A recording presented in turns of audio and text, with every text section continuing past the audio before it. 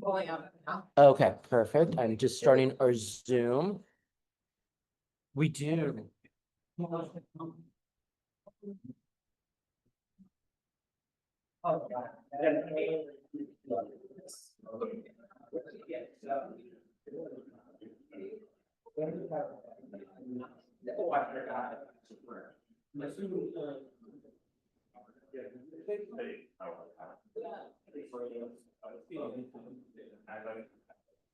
Yeah. Should be ready. All right, good morning, commissioners. We still have a few commissioners on the way, but I'm going to call a speech order and conduct roll call. Commissioner Andrade. Commissioner Field is absent today. Commissioner Fuentes. Commissioner Lewis. Here. Commissioner Matt. Here. Commissioner Murray. Present. Vice Chair Sanchez. Here. Commissioner Schlatter. Here. Commissioner Stein. Here. Commissioner Thomas is not seen. Commissioner Yap will be absent today. Thermessa is present. We have a quorum. Should I proceed with? Okay. I believe our special guest is here. Okay, so members of the public, I want to let you know that the mayor is joining us today. And we'll be addressing the commission and talking about some of her office's priorities in this process. So let's give a huge round of applause please to the mayor.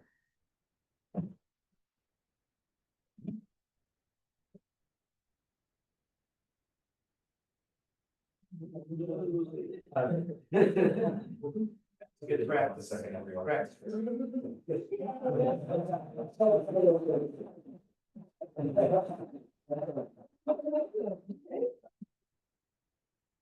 everybody. Good morning. Good morning, everyone. This is a particular pleasure for me, since this is my neighborhood. This is where my home is, right up the street there, so it's very nice to be there. And I really appreciate the opportunity to address the commission, and I can't thank you enough for your being willing to volunteer, the hours that I know that you will put in, but you know how significant this work is.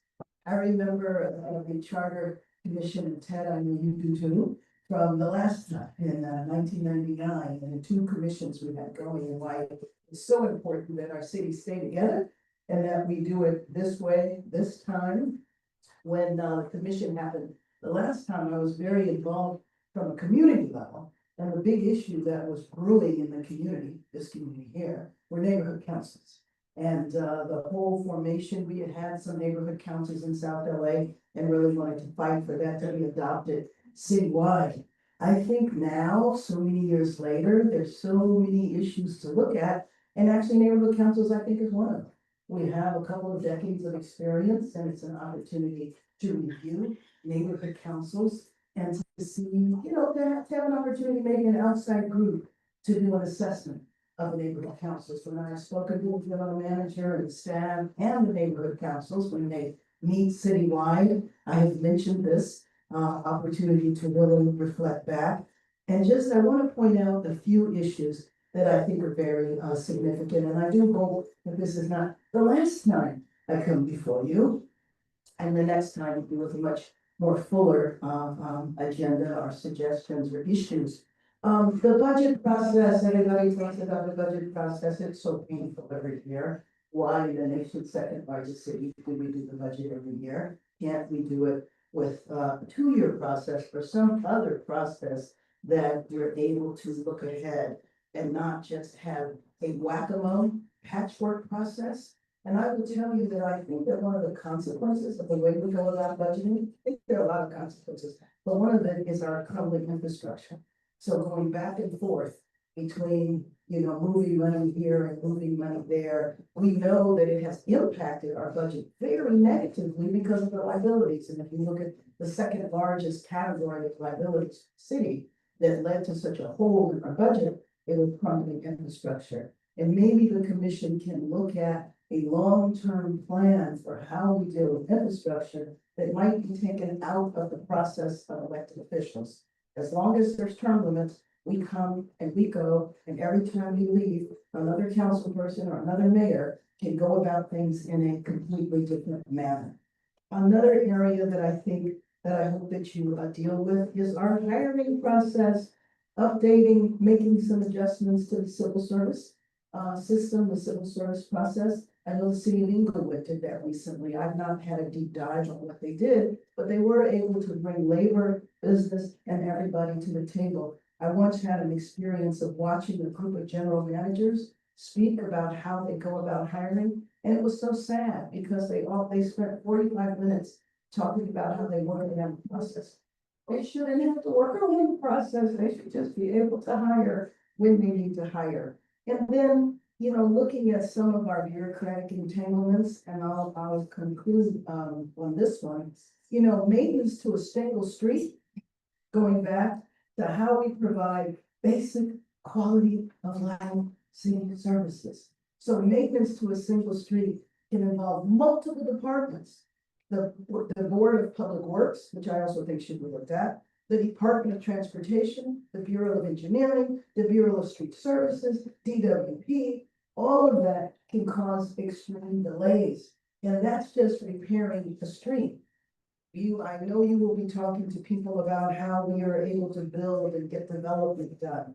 That is an example. If it's that difficult to repair a city street, you can imagine how difficult it is to build anything. And on a final note, we have so much ahead of us, such an incredible future.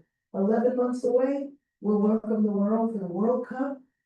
After that, 2027, we have the Super Bowl, and then 2028.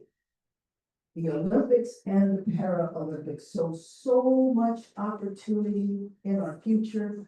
The world is looking at us, watching us every step of the way.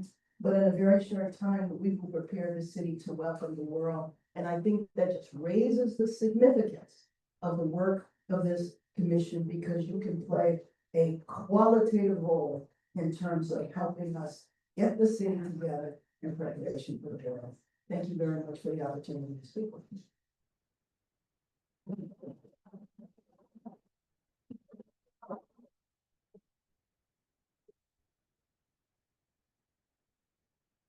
We now move on to multiple items of public comment. Speakers will have 1 minute for items to speak and 1 minute for general public comment, a maximum of 2 minutes. Spanish interpretation is available, and I will invite the interpreter to speak on that. And if you could, I'm sorry, if you could come up to the mic, please. Yeah, thank you. Buenos días, bienvenidos a esta reunión. Si uno de ustedes ocupa interpretación en español, por favor indíquenos, estamos sentados acá y les vamos a prestar nuestra atención. Gracias. Thank you. I'm going to hand it over to the Executive Director to administer public comment. Thank you, Mr. Chair. We have a list that is now closed of people who have signed up for public comment.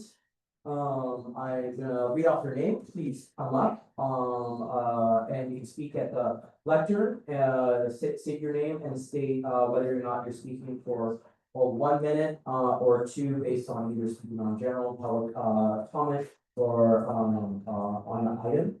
I will start off with Tom Guerrero, please come.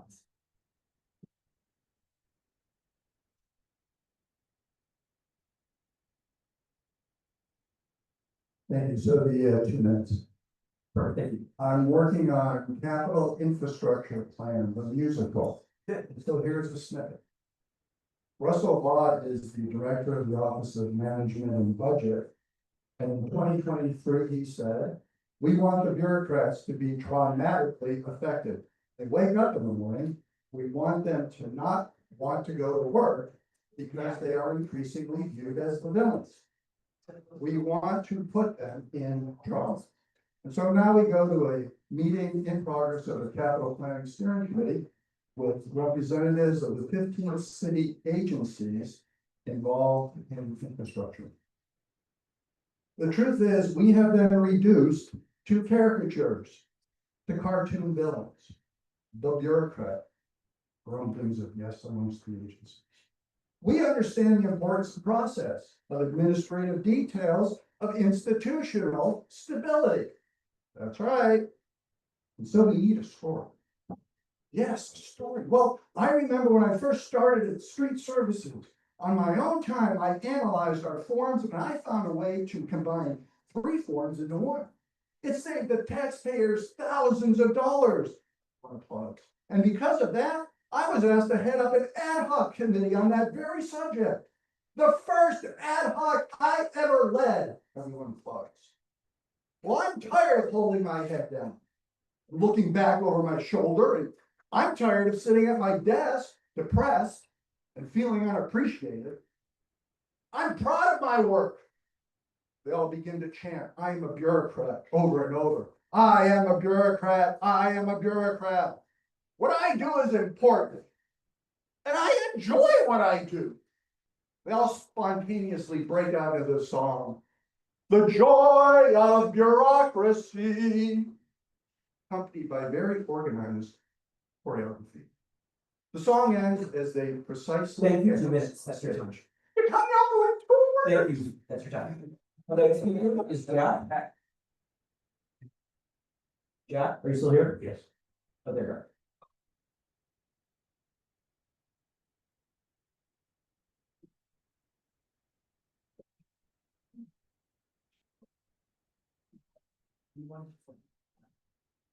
Go ahead again, Get 1 or 2 minutes?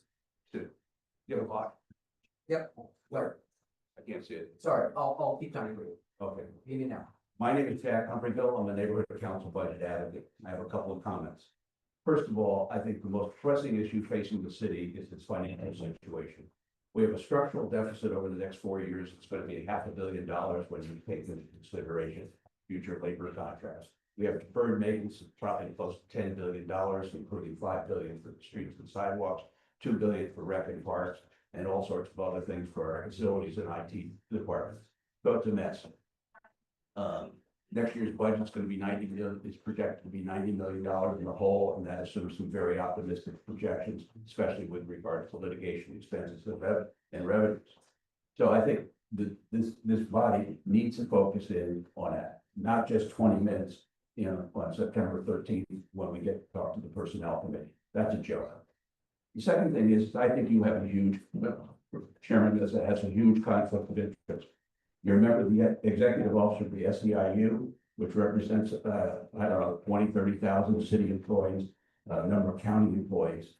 And for the SEIU to be on this committee when you are negotiating with the city council, that just doesn't even be fair when you're financing and assisting in a number of campaigns. When I was driving down here, I was listening to Larry Mail Air Talk, and they were talking about the crosswalks. I forget exactly where they were. And urban neighborhood people made a crosswalk. The city took it out because they didn't do it. Meanwhile, everybody likes Vision Zero, so we don't bump too many people off in the street. Yet the city's taken up crosswalk, which is protecting people. That just shows the inefficiency of the city.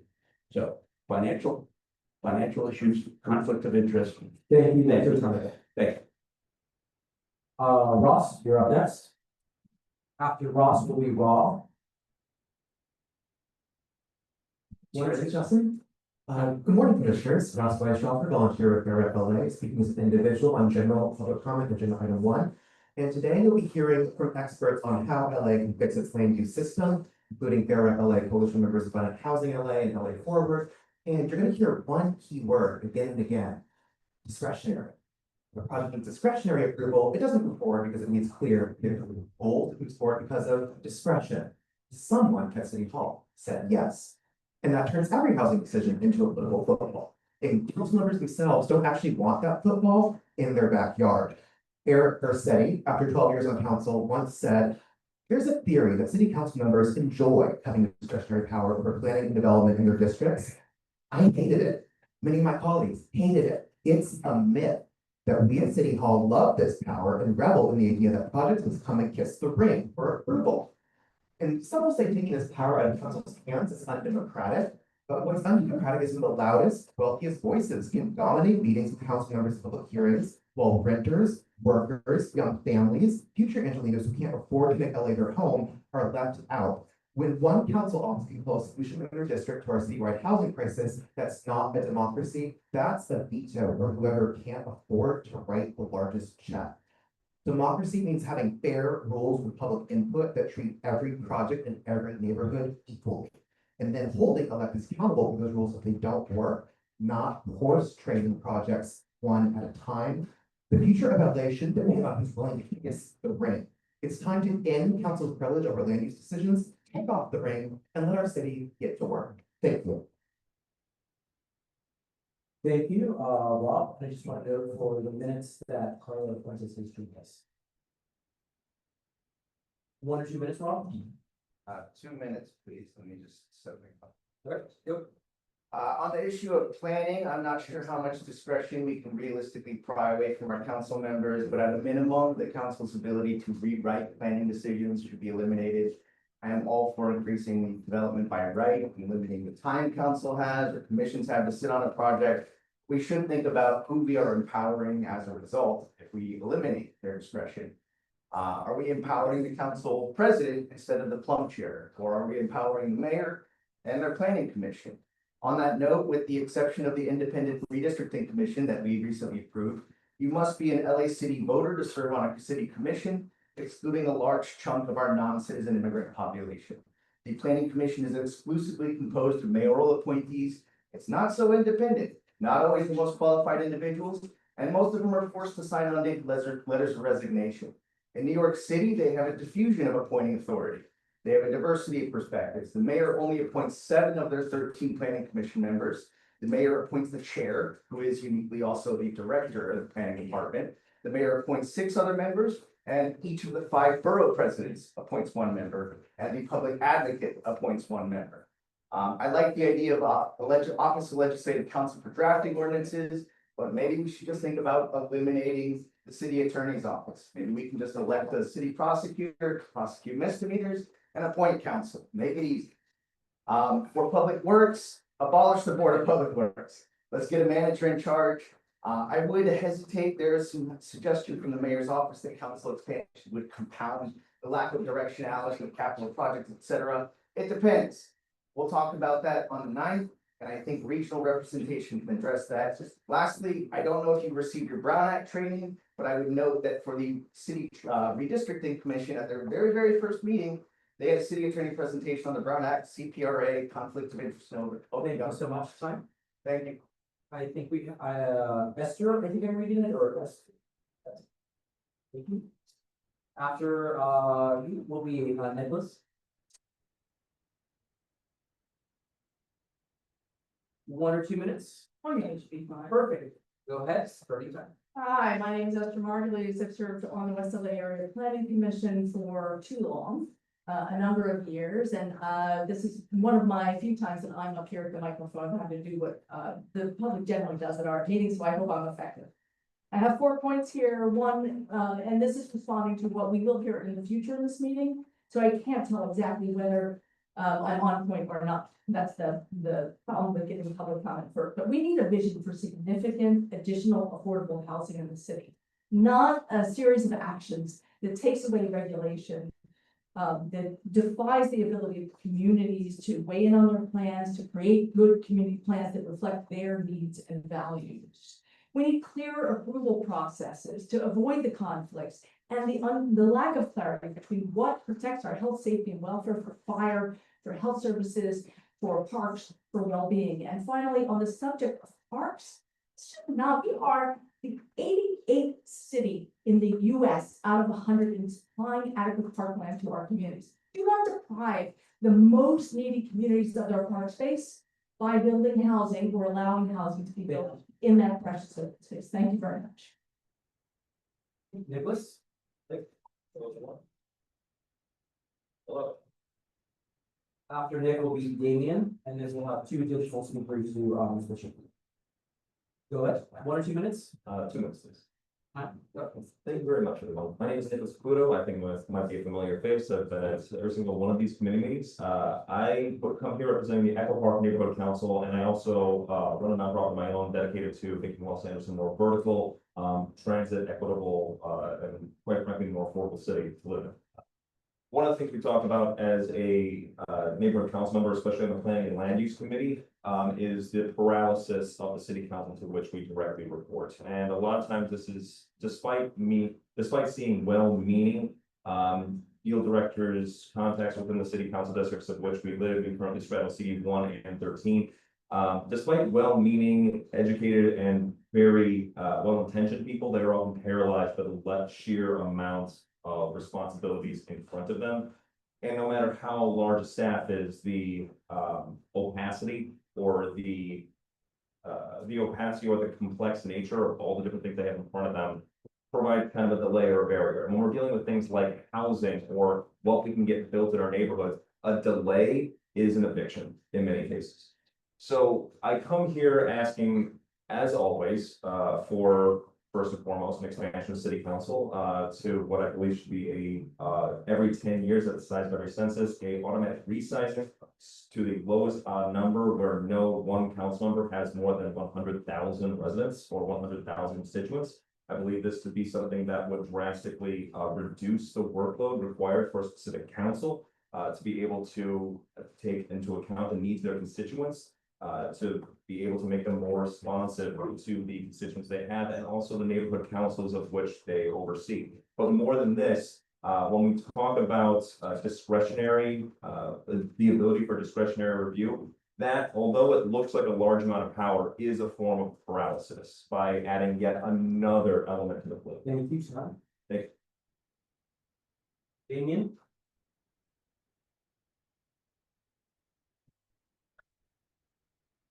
We'll be taking 1 or 2 minutes. 2 minutes. Go right, 2 minutes. Welcome to South LA. My name is Damian Goodman. I'm a resident of Moore Park. Today is actually my last day as the executive director of Crenshaw Sylvan Village. I want to say that there's no urban center in America, nowhere, not to any city in the world, to solve an affordable housing crisis by deregulating the city industry. I say it again, there's no urban center in the world, nowhere, no city, anywhere, that has solved an affordable housing crisis by deregulating the real estate industry. Now, I want to be clear about talking about an affordable housing crisis, because if you can afford a $4,000 apartment, you can live in the vast majority of Los Angeles. It's the vast majority of us who don't make $150,000 a year problem. Ultimately, the problem is whether housing gets built or not is not based on anything that is made, any decision that has been here, or quite frankly, any decisions made at the city council. The interests are represented in this room. It's made decisions by bankers, it's made by developers, people who are looking for double-digit returns, and people who in the cold market can afford to say, I'm not going to build. So you want to talk about reforms, let's talk about use of real estate. You get a permit, you don't build, you have to forfeit that permit for a certain number of years. You want to talk about reform, let's talk about using eminent domain for the purpose of creating affordable housing, which like the hillside villas. My point is that there are many solutions. There are places in this world that have solved the housing affordability crisis, but they are promoting things that are far more progressive than anything that this city council will ever consider. And why? I'm going to use a bad analogy. It's because developer money is the city of Los Angeles, like APAC is Congress. It does not matter how many millions of people can be starved. It does not matter how many children killed. You cannot convince Congress to intercept what's taking place in Gaza. And as long as we allow development interests to be represented either in their positions on boards or even to influence our elections, we will have a continual situation where people are basically, forgive again the example, where people are suggesting that we can solve affordable housing crisis by building more market rate housing, which is like, quite frankly, having sex or pursuing virginity. Okay, thank you for 2 minutes. I think we have 2 additional folks. Is that it? No one else? There's more. I don't see anyone else can say out, so I'm just gonna go with 2. Okay, just you? Okay, fantastic. Then we'll close your list out. That's why I'm asking. Yep, okay. That, if you wanna queue up. Fantastic, go ahead. Are you gonna do 1 or 2 minutes? 2 minutes, please. Okay, your time begins now. State your name. Jennifer Goody, the City Neighborhood Council, speaking on behalf of myself as an individual. First, I want to thank you for allowing me to speak.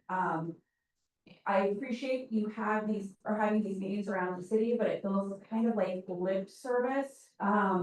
When they're during the workday and the speaker list gets closed right when the meeting starts. We have a real problem with accessibility in government in this city and it needs to be addressed.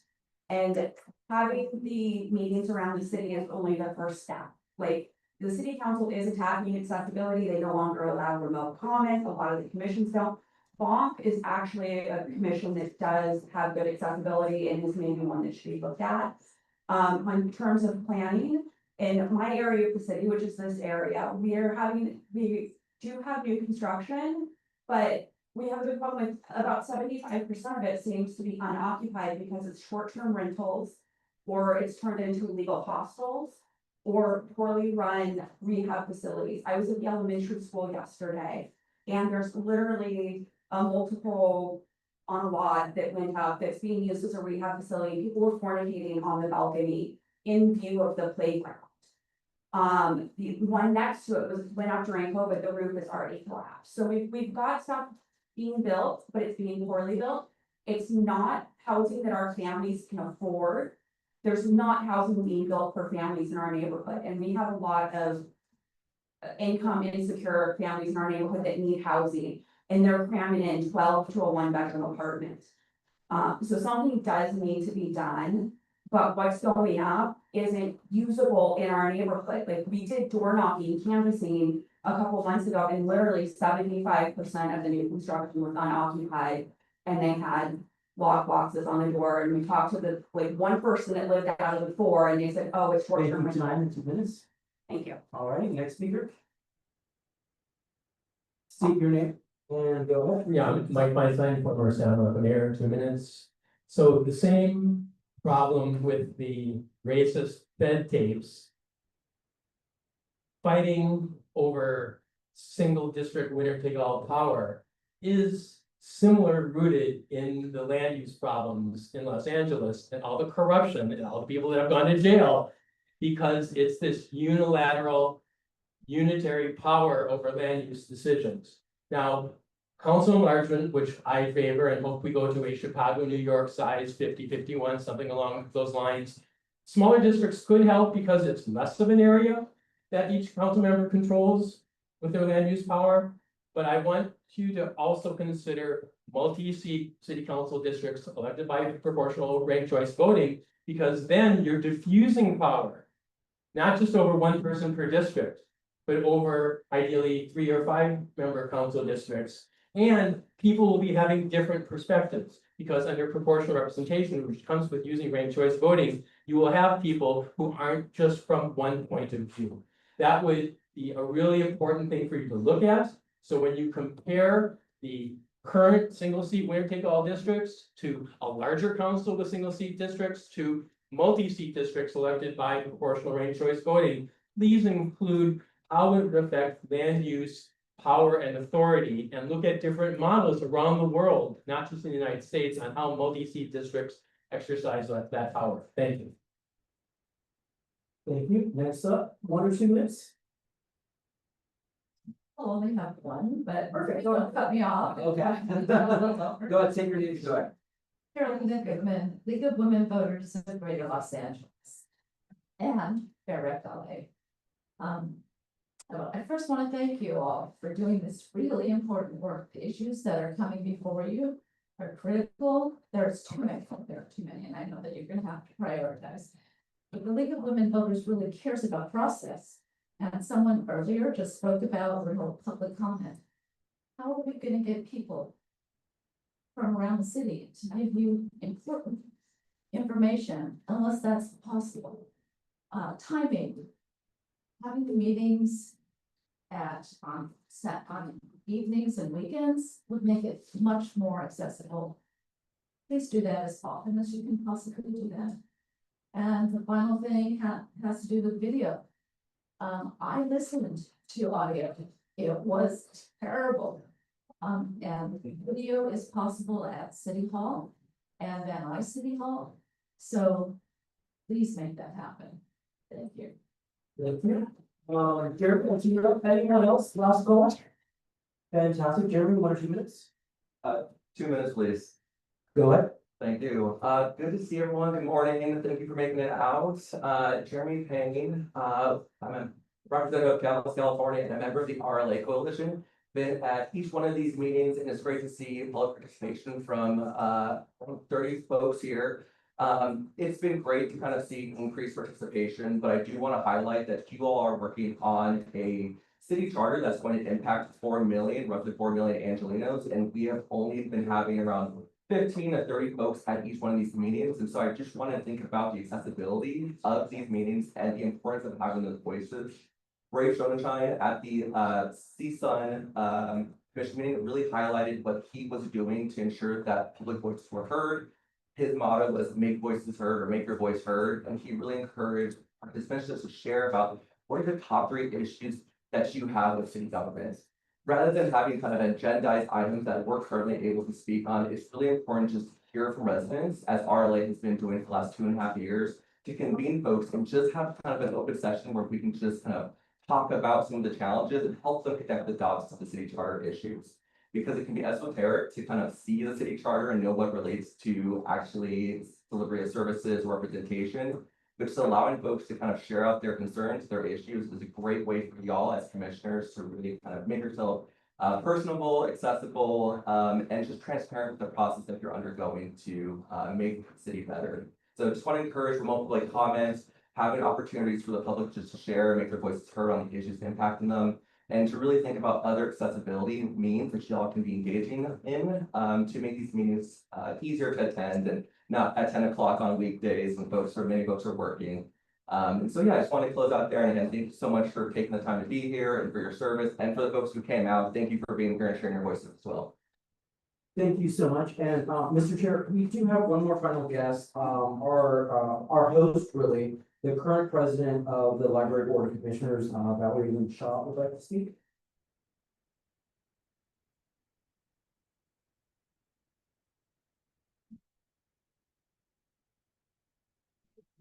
Right up here.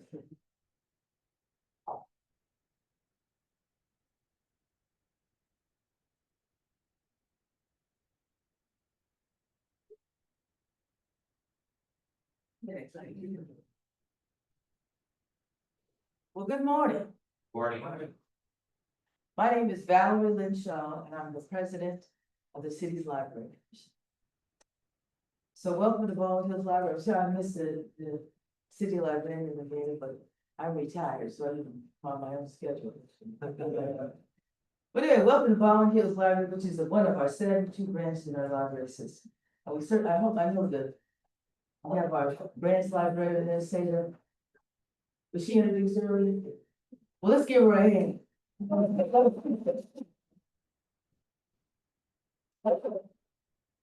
The librarians, particularly the branch librarians are really the heart and soul of our entire library system. You want to thank them. So, as I mentioned, I'm also a retired city employee, having worked as a city council staffer. And for 17 years, I was a public works commissioner, appointed by mayors Reardon, Pond, and Villaraigosa. I was the first African-American woman president of the commission and the second longest serving commissioner in its 120-year history. So, look. And hello, Ted Stein. Good friend of mine. Now, also, a couple years ago, I was on the redistricting commission. So I've had the opportunity to get a real sense of how government works. So here, I just have a few suggestions. But I'm speaking as a Limerick Park resident, not the president of this commission. Library. Number one, I hope this commission will think about charter language that will formalize a system that regularly reviews, plans, and implements citywide infrastructure maintenance and development activities.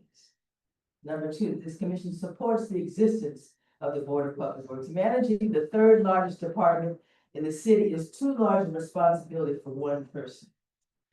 Reardon had a director of public works and it didn't really work out because the city really is a family and you need to have the relationships and the understanding of city government in order for things to happen.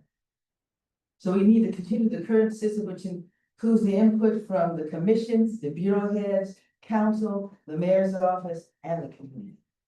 Third, I would suggest that this commission have evening and weekend meetings to increase public participation. Number five and number four, when you're thinking about increasing the number of council members, I remember decades ago, I was a council staff. So I understand people the ins and outs of that also. When you're thinking about increasing the number of city council members, please keep the increase to a reasonable minimum. It's been my experience that the residents don't necessarily want more government. They want government that is more responsive. Thank you very much.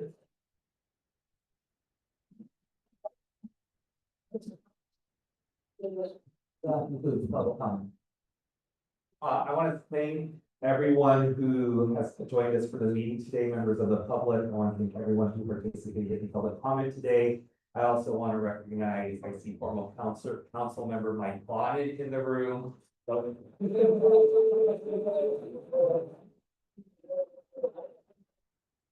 And I see other city hall mayoral staff, and I want to thank you for joining us as well. Can we give another round of applause to the entire library staff, please?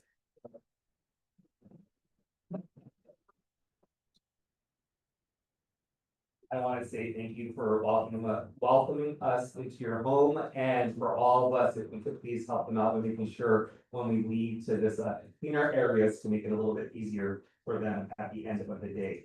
All right, we are going to move on to business. We now move on to approval of the minutes from our last meeting. Do I have a motion? All right, there's been a motion by Commissioner Stein, I'll second. seconded by Commissioner Sanchez. Is there any discussion? Mr. Chair, if I, just really briefly, I just want to report out that, the changes that made at the previous meetings and previous, minutes were accepted and all's good, and so those are now correct. Okay, seeing no discussion, without objection, the minutes are approved. Okay, Can I say something real quick? I think, just voting on item number 3, Commissioner Yap name is spelled wrong. And then in terms of, I think the vote, Commissioner Mizra, please, if I'm incorrect, let me know, but I believe that your vote was for Commissioner Yap for Senate Vice Chair. that is correct. And also, yeah, hopefully that's reflected.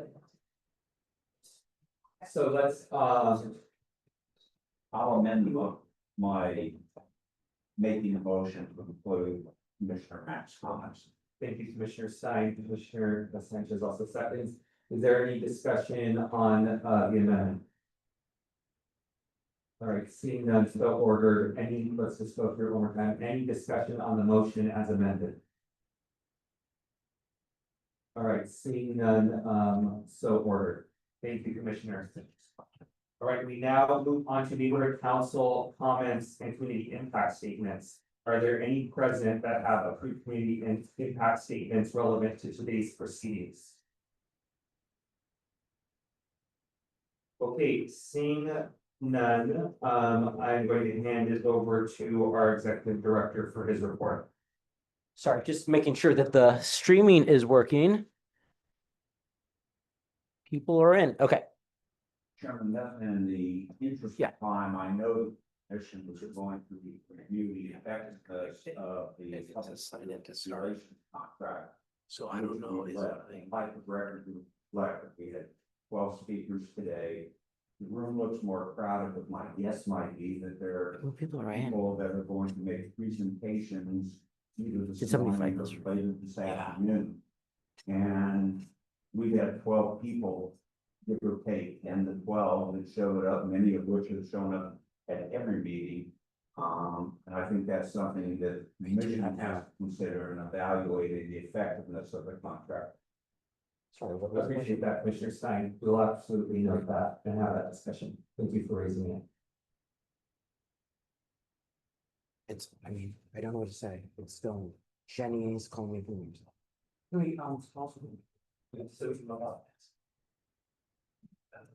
Sorry, commissioners, we just have a small issue with the Zoom that we're just checking. Okay, It is, okay. While the executive director works on that, I do, so I just did the commissioners and to the public, you saw that we have a number of presentations today. We anticipate our meeting going till 3 p.m. on the early side, I would expect that it will go a little longer. So I will ask the following of the commissioners, which is, we do have a deliberation session that will be our next meeting, where we will be able to really dive into as far as if there are any recommendations that we want to have staff move forward when it comes to potential charter changes. So I want to let you know that that's our next meeting. I do want to encourage all commissioners to ask clarifying questions to our presenters since they're here today. So there will absolutely be time for any commissioner to ask questions of our presenters. If commissioners feel the need to make any statements, I just ask you to exercise some brevity. Because we will be able to opine at length at our next meeting. We definitely really study sessions want to focus on just making sure we have information while the experts are here with us. We will allot 20 to 30 minutes for each presentation. 20 minutes will be for the presenters. And then 10 minutes for question and answers. If the presenters end their presentation early, we'll still use that full 30 minutes if there are additional questions that need to be asked of the presenters. In the interest of time, we will only be taking questions from commissioners. But we do encourage the audience to continue to submit written public comment on all the topics as you all see fit. So want to also note that for members of the public. All right, I'm going to hand it over to the executive director for his report.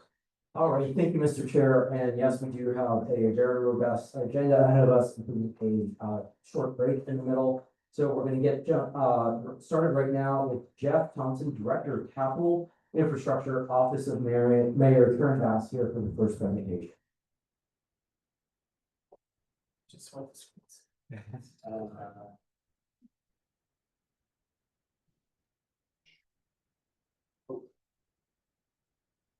Oh, we have to walk back in. Sorry.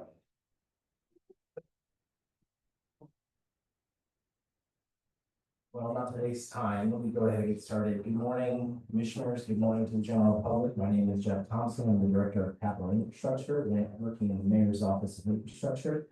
I do have written copies for the commissioners. I don't want to overwhelm you with paper, but we do have them next to Executive Director Ramirez. We will get into the presentation in just a bit, but I did want to recognize two folks who work very closely with me. At the risk of embarrassment, that I have Mara and Kevin stand up. Mara Lavano supports you on a number of initiatives. I wouldn't be here without her support, as well as Kevin, Lou, and so just wanted to give them a quick shout out while we address these password issues.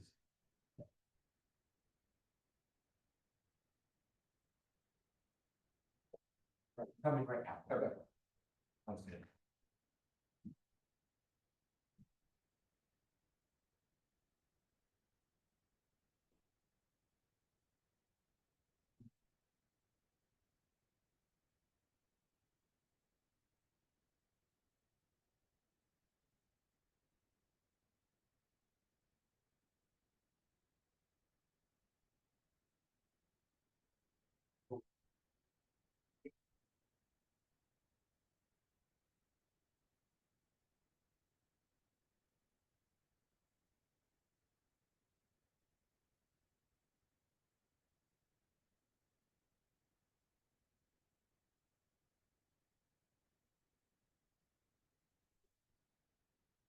All right, so this is kind of the high level agenda we're going to be stepping through today. We're going to be talking about the mayor's leadership on Executive Directive 9 and how that's been informing the work for capital infrastructure delivery reform in the city of LA.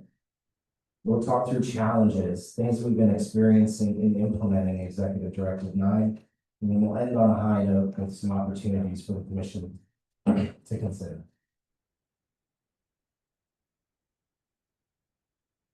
So the reasons for Executive Directive 9, basically the city is spending a lot of money per year on infrastructure. between staffing and personnel and actual projects over $1 billion. We're not really doing that in a centralized, coordinated way. That's clearly communicated to our voters about investments that are being made in the public right of way. We have more than 15 departments working in the public right of way in some form or another. And we are really doing this on an annual basis. So every year I'll talk a little bit more about this ahead. We have a CTIEP. It's basically our compendium of projects that we do throughout the city of Los Angeles. But it doesn't clearly communicate how those projects are forwarding the goals that city council and the mayor have for our public works departments. Capital projects are also not only driven by council offices, but we have a fragmented governance. We all know that here in the city of LA. If we expand the council, there is a risk that if we maintain the existing governance around infrastructure, that we will have essentially even more fragmented governance and even less of a central plan to deliver capital infrastructure in the city of LA. And so what you've seen from the voters, and I'll talk a little bit more about this ahead, is that voters are expecting us to do more with our infrastructure and maintain our city better. And you'll see Measure HLA and other issues that have come up in the last few years. Voters are expecting us to do more with this. And so that's why the mayor released last fall, Executive Directive 9. And what it really sets forth for the next 4 to 5 years, this is a long-term transformation in the way that we're delivering capital projects, is it establishes a new governance. And it really contains 5 major goals that the mayor has to implement throughout the next 3 to 4 years to basically perform the way from top to tail, the way we're delivering capital. So I'm not going to spend a ton of time on the details of the slide, it's very detailed, but I did want to talk through the 5 goals really quickly. One is to reform the actual governance and capital planning. 2 is to actually plan for new revenue. We know that we've been underfunding infrastructure in the city of LA for a long time. And so there's very much a need for us to look at asset category by asset category in the city. So an asset category could be pavement condition, asphalt. It could be sidewalks. It could be street trees. We need to look at how we're funding each one of these things in a coordinated way, and then deliver an order of operations on which ones we think we need to fund more, and dedicate some funding sources to be able to do that in a much more comprehensive way. We're also trying to streamline departmental delivery through this process, collapsing some internal committees that we've had that have overlapping missions, and really trying to get very smart about how we're asking our already stretched city staff to perform their jobs and collaborate together. And then 4 and 5 are really tied and intimately linked with one another. If we don't understand what we own, where it is, and what condition it's in, we can't truly build a capital improvement plan for the city of LA. So that voters can see what needs to be replaced, and we can make value propositions to our voters about their infrastructure, about maintaining their sidewalks, about trimming their trees. We're on a 17-year schedule currently. So these goals 4 and 5 are very much integral to the work that we do. So later today, you're going to hear from advocates on this, and most prominently Investing in Place. We have been grounding a lot of the work of Executive Directive 9 in their work. And I'm not going to go through these in detail, but you can see that I'll just call out a couple here. We really need to align city structures to enable better delivery for our infrastructure. We need to define more measurable goals. And we really need to manage our assets and manage assets to a state of good repair in a way that we're not really doing today. You also hear from other cities, Long Beach. One thing I just want to stress here is Los Angeles is very much the outlier. We're one of the few major cities that does not have a comprehensive capital improvement plan. There's plenty of examples from around the country. I have them listed up here. I have regional and local examples, Long Beach, San Francisco, San Diego, Chicago. There are lots of great examples. This work is very important, but this work is not novel. It's just novel for Los Angeles. And our progress so far. So the mayor released EB9 last fall. we've been aligning our departments around delivery structures to be able to implement those 5 goals of ED9. We've provided detailed briefings to all 15 of our council offices and controller. We've created a charter as well. Charter is really important for us to codify the governance and the relationships between our departments and bureaus as we implement this work. And we've had about 5 meetings. We're already starting to merge and work more closely together on goal 4, asset management. We've had a number of departments that when we first started this work had not made choices about what asset management system they were going to use. We made it very clear that they needed to be on the same system, that we can't have 15 departments on 15 asset management systems. That systems coordination, although wonky, is very important for us to deliver these projects long-term and to be able to collaborate across departments. So what are the challenges that we've been experiencing? And we'll see a preview of that here. Challenges around governance, unempowered departments, and budgeting. So by and large, we think about the structure of public works and the reason why public works was originally created. It was so that bureaus were under a single department, and that was for collaboration. What we've been seeing as we've been implementing ED9 is that the bureaus are acting independently as independent departments. And that creates challenges for us as we implement these goals. Here are some specific examples of that. So you remember the 5 goals I talked through? For ED9, it's been a challenge for us to do cross-bureau revenue planning. So currently, each one of our bureaus and departments is planning for their future for ballot measures, or things to come back to the voters to ask for more money for. That's not being done across bureaus, that's being done bureau by bureau. So I have an example with me here.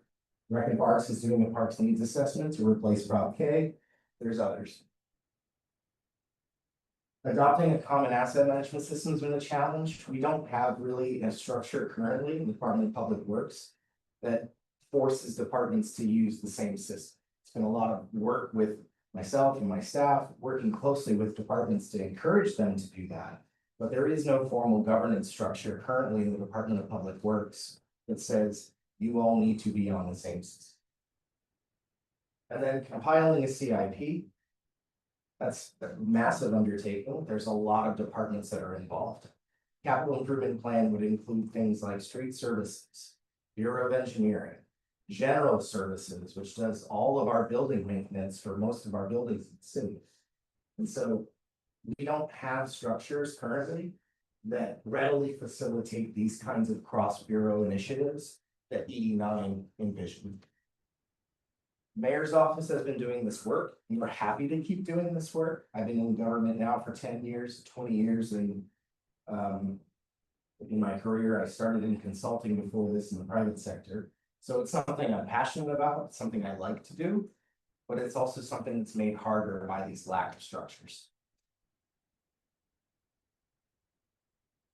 When we think about the actual compendium or compiling of a capital improvement plan, we have asset managing departments that are not in the driver's seat. But what does that mean? Bureau of Engineering back in the 90s created our capital improvement plans for the city. The Bureau of Engineering is our construction lead for many of these projects. They create detailed engineering drawings. They manage the construction of these facilities. We made a change to move towards the CAO compiling this. And the CAO does something called now the CTIE. That sets LA apart, and not necessarily in a good way, because we have budget departments that are making policy decisions on assets. We are not empowering our departments who are actually either managing those assets or receiving those assets when a construction project is done, to be able to be properly budgeted. So it distorts budgeting across a whole host of things, and the end result is you see degraded facilities, and you see facilities that sometimes are only 5 years old and it's already failing. So that has huge implications for not only the capital project planning, but I think more importantly, the operations and maintenance piece of this. Maintenance is preservation, and we're underfunding maintenance, which means that we are running facilities to the ground and then needing to completely overhaul and replace them. We have inconsistent delivery structures, so we have departments with large public works investments that aren't in public works. And so we have, obviously, the bureaus within public works, we have departments outside of that, and we often have some overlapping missions in delivering services. Those overlaps are inefficient and they're confusing to voters. So we've seen that come to the fore in the last couple of years here with the passage of Measure HLA. We had the planning department put out a report for a mobility vision for the city 2035. And the implementation of that has been sclerotic. And so the voters were basically chasing the city to do better by passing Measure HLA and forcing more collaboration from various departments to implement that vision. We also have an ongoing deficit of workers. So there's a long lead to hire. You've heard Mayor's comments earlier about the challenges that we have hiring. We also are doing this on an annual basis. So every year the mayor, the council, the CAO, the CLA, they're all heavily enmeshed in the exact head count for these departments for various groups within the departments to deliver services. And then just months after we approve a budget, we approve budgets in the spring for the charter. The fiscal year starts over on July 1st. And then not 2 to 3 months later, the mayor's office is going back to those departments to ask for their investment priorities for the year ahead.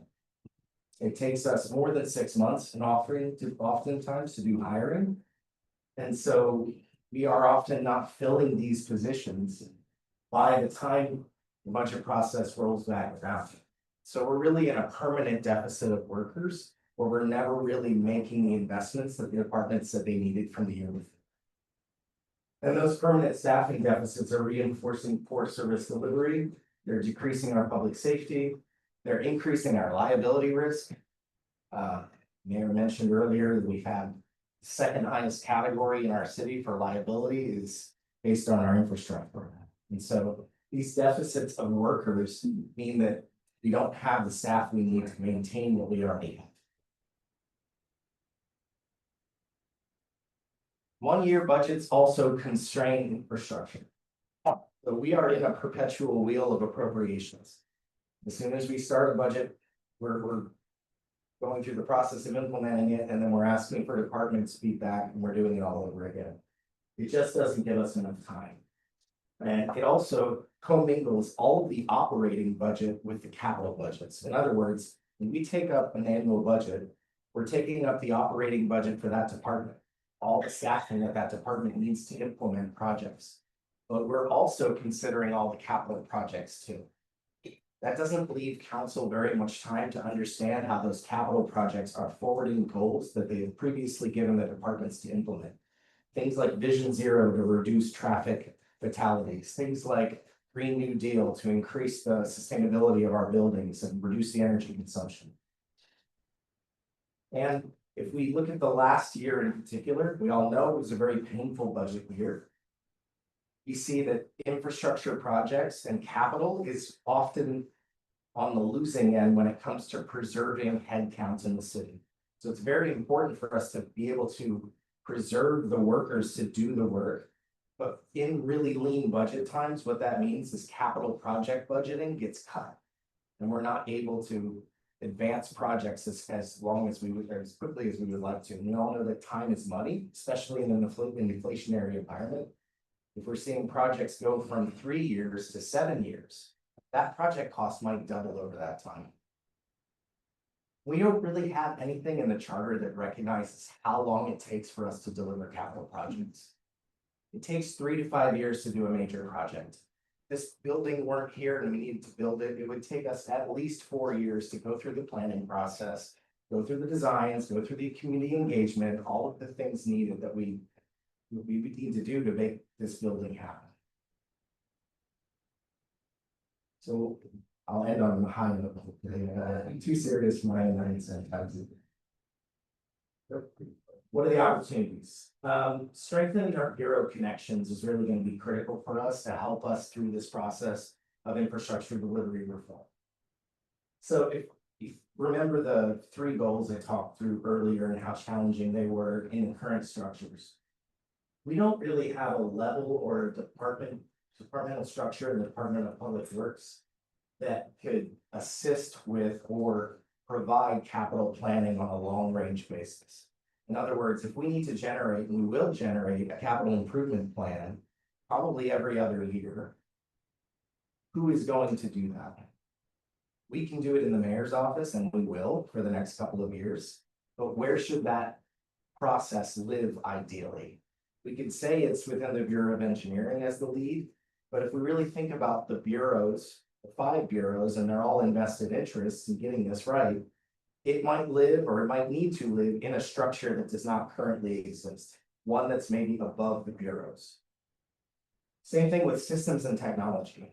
It's been a real challenge to herd the cats and get people all in the same asset management system, because every bureau has their specific needs. And while we have to take that into account, we also have to take into account that people transfer regularly between departments. And we want shared systems so that when we generate reports, we don't have to go into 3 or 4 different systems to do it. So what would it mean for us to create a structure that does that? Also, thinking about expansion, council expansion, not council expansion. I think it's always an opportunity for us, we haven't done this in 30 years, to clarify the roles of the mayor, who is the executive, and the council, who is the legislative body. Because our departments are pulled in a lot of different directions based on the current governments. I work for the mayor, but my old boss is in the audience, Mike. I worked for Mike for 5 years. I worked for Councilmember Nithya Raman for a couple of years. I see it from both sides. I see that we have very invested and smart council members that want to get this right. We don't want to necessarily usurp power at the expense of the other, but their clarification of this would be helpful if we are going to put our hat in the ring and say we need a 25-person council or a 21-person council, because the departments are pulled in so many different directions. If we multi-year budget, that gives us more breathing room to actually understand the decisions we want to make around capital planning. So we can set department goals and actually give our departments time to implement those goals, whether those goals are around strategic reform, hiring. We need more breathing room to be able to do this. Otherwise, we're on this perpetual wheel, and it's a lot of work. Generating the budget every year is a lot of work. We could use that off time to actually consider a capital improvement plan, 3rd bullet here. We would allow that time for the council to understand how those capital investments are forwarding their goals that they've given, those policymakers have given our departments to implement. And that's that distinction between operating and capital. Could we also potentially dedicate funding for infrastructure that's outside of the annual process? Right? Whether it be some sort of infrastructure trust fund. Could we do this not only for the sexy stuff, which is building new things, but actual operations and maintenance? Those are the things that we are often underfunding to our own peril. We're underfunding them, which is increasing our liability risks. We're underfunding them, and we have to replace wholesale assets sometimes because they're not maintained properly. And so that could take several different forms. You could have a general fund for infrastructure. You could have it by asset class. You could say, hey, I really want a street paving fund that's going to be separate from the annual budget process. And that's really to improve the state of repair and give people more visibility and enable better infrastructure. And then just clarifying your bureau and department missions. We do have overlap in our departments and bureaus on the services they're providing. So rather than thinking of like, well, this department should be in public works or shouldn't, I think it needs to be much more nuanced than that. There are lines of business that departments do that overlap with other lines of business. So we're really going to get smart about how to maximize delivery and maximize and minimize the stepping over of departments on top of one another, we have to think about it from a lines of business perspective. This department does these 8 lines of business. Out of the 8, 2 of them overlap with this other department. Okay, let's consolidate those lines in a way that makes sense. And really, the goal here is not only to go back to the beginning of this presentation, which was called orienting around delivery. It's about reinforcing accountability. Accountability for our departments. Having one department or one bureau be the one source that is on the hook to deliver a good piece of infrastructure and maintain it properly. And it also puts accountability on our policymakers, on the mayor and on council, so that they can understand where their investments need to be made. And they have a single source to say, street sweeping wasn't what it needed to be this year. Oh, we have one department doing that. We have one entity doing that, and it's because we've been underfunding it for the past 5 years. So those are just a couple of examples. I wanted to leave some time open for questions. And with that, ready. All right, thank you for the presentation, commissioners. Who would like to go first? Commissioner Stein. Jeff, thank you for your presentation, very well done. I have a question. I actually have 3 questions, but they all interrelate with each other. When was the last time the city, using that broadly, because I'm not aware of each part of the city, did an entire infrastructure analysis of what was good, bad, or indifferent, and such? So the last Charter Reform Commission in the 90s did a lot of detailed work on infrastructure delivery reform, and there were a number of consultants that were retained to do that work. They made a number of recommendations that were not fully implemented at the time. Moving certain things into different departments, street lighting was part of that, and there were a few bureaus that were implicated in it. But that was the last time from a Charter Reform Commission that we looked in detail in infrastructure. Outside of the Charter Reform Commission, does the city internally, either with its own employees or with outside consultants, evaluate the infrastructure of the city at that moment in time? When was that moment in time? If it wasn't just in 1999, 2000, when the Charter Reform Commission was enacted. A couple of years ago, there was a report that was generated by a Fuse Fellow. Fuse Fellow. It's a fellowship program where you bring in folks with outside of external city experience to analyze a program in detail and provide recommendations. That Fuse Fellow made recommendations around clarifying the roles between the Bureau of Street Services and the Department of Transportation. That was probably 3 years ago, 3 or 4 years ago. Did they rate the infrastructure, like when we were young and went to school, A, B, C, D?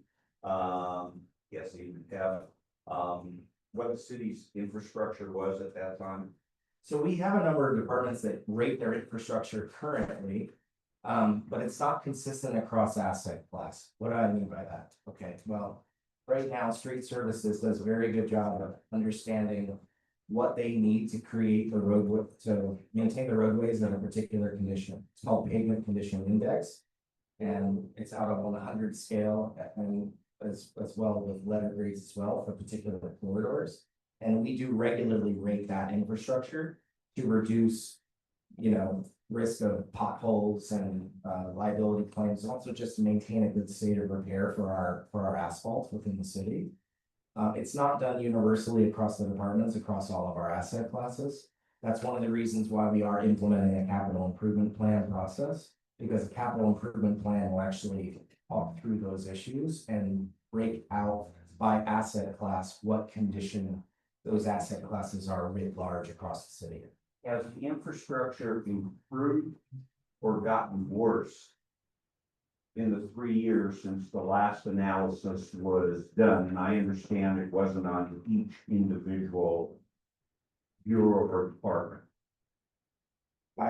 There's a lot of different asset classes. I'd say some of it's gotten has kind of held middling. So street tree trimming used to be on a much longer schedule. 17 years is actually better than we used to do. Other asset classes, it's gotten worse. Which is What about sidewalks, streets themselves? What's the? sidewalks, we've seen a slow decline over time because the funding hasn't been there. The challenges we've been having from a budgetary perspective, we're not taking in as much money as we expected at the county and city level. So choices have to be made. So it really depends on the asset class, but I would say Street repaving, street repaving, yes. same as sidewalks. Yep, and with sidewalks, we have a whole other issue that I could probably spend 20+ minutes talking about, known as the Willits settlement, but we don't have enough time for that. Just one last question. I know, and this may not be related to your jurisdiction. The county has basically a county real estate office. So whether it's an airport or whether it's Department of Recs and Parks needs additional space, they go to one office and that office tells them, well, you could lease in A, B, C, D, and E, take a look at it. My understanding of the city is each department's sort of on its own and they try to find their own space. A, is that correct? B, why don't we have one central office that would help all departments within the city? I would say the closest thing we have to that in the city is General Services Division. They have a real estate division that does look across assets and ownership across a variety of both parcels, but also buildings. Thank you. Commissioner Murray and Commissioner Lewis. Commissioner Murray. Good morning, good afternoon. First of all, I'm gonna welcome everybody to Baldwin Hills Library. This is a library that I went to as a child. So I'm very happy to be here, see some of my friends from the neighborhood. How would the 2-year budget facilitate the improvement on the capital improvement plan? You talked about that, after 3 months, then the mayor's office has to meet with everybody. Could you give a couple of examples? Sure. So one thing is just the facilitation of giving enough time for the departments to hire the staff to do the work. So the staff to do the work across all departments, but specifically for capital improvements, the staff needed to actually generate projects, bring them through approvals, and then maintain them once they're delivered. We're in that permanent deficit in part because of this annual budget process and going through and not having enough time to be able to implement goals that the council has given. I think the specific to your question around CIP, the idea here is that if you, let's say it's a 2-year budget process.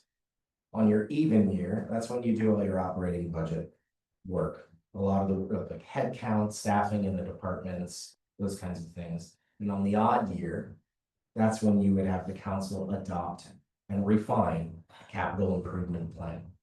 So you wouldn't do it all at once the way we do it today. You allow that breathing room and those policymakers to have more time to digest what the CIP is doing and how it forwards their goals around sustainability, traffic safety, transportation, park space, green space. This kind of.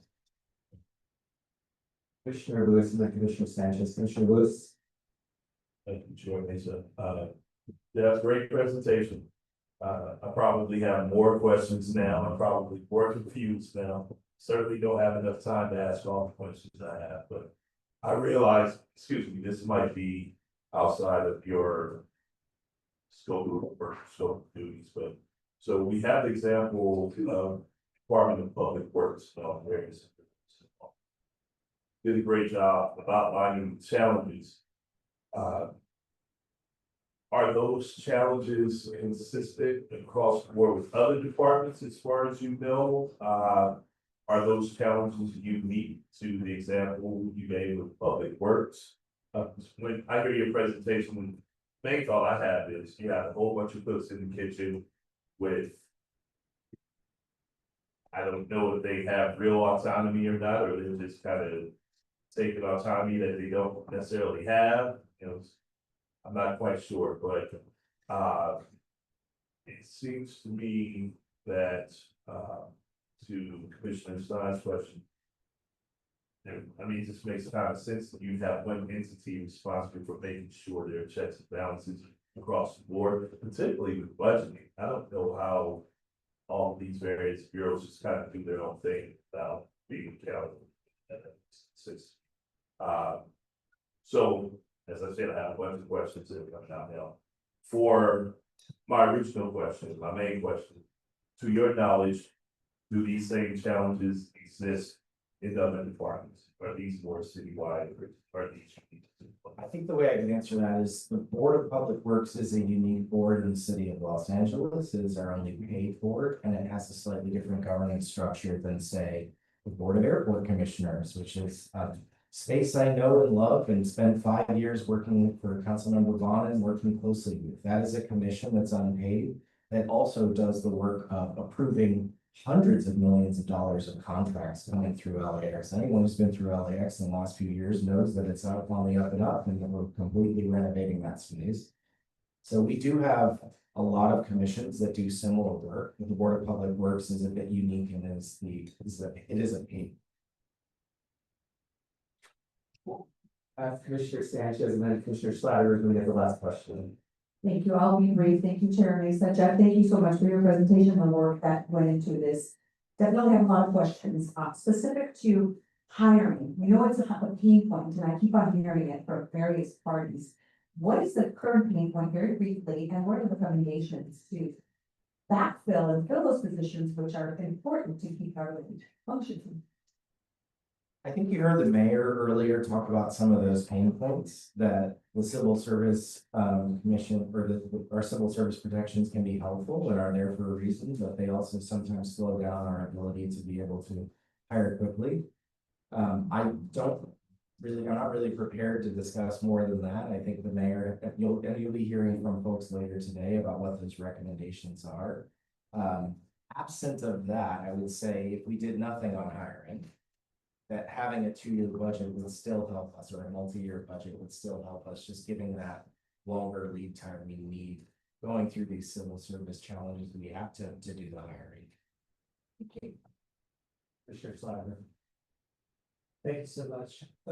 Jeff, thank you for the presentation and the time and the thought put into it. You indicated that you had gone through a process to identify what you called your charter from out of BD9 to identify roles.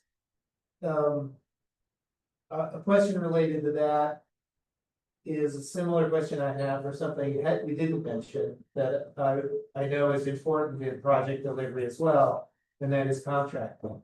So the question I have is, did you find anything in looking into your definition of roles that you were constrained by or hindered by due to the city charter that would enable the kind of role definitions that you're looking for?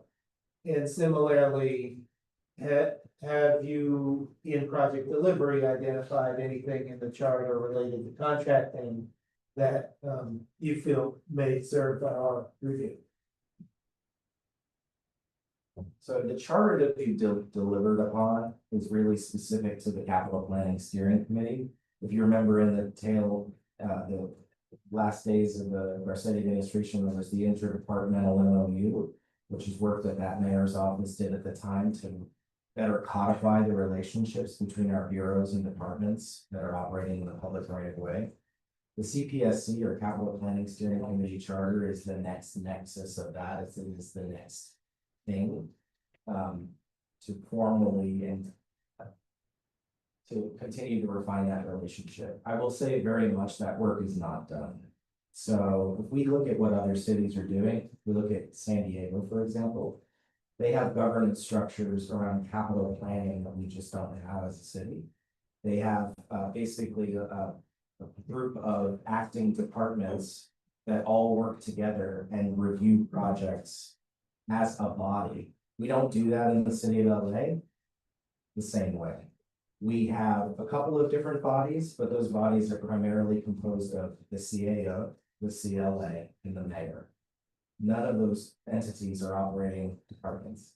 None of those entities are asset managing departments. So as we continue to refine the CPSC charter, we're gonna be looking for opportunities to potentially codify and refine the governance around capital projects, and we'll look towards other cities to do that. For procurement, frankly, we've had so much work to do just in these last 8-9 months. We've just been using the existing procurement systems we have already. So we, retaining or looking through for consultants through LADOT's on-call project list, for example. We haven't really delved into that piece on the CPSC fund, in all honesty. Thank you. You definitely have done a bunch of important work and, that it doesn't detract from that. I do think there's an area there where there's potential for exploration as it relates to the charter. Let's give our presenter a round of applause, please.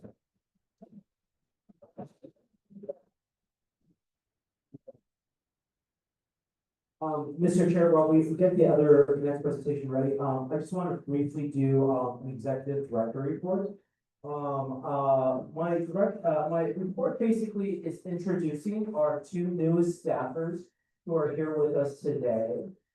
Stephanie, if you can come up and introduce yourself, we'll be sharing, the check-in desk. Fantastic, you have them introduce themselves.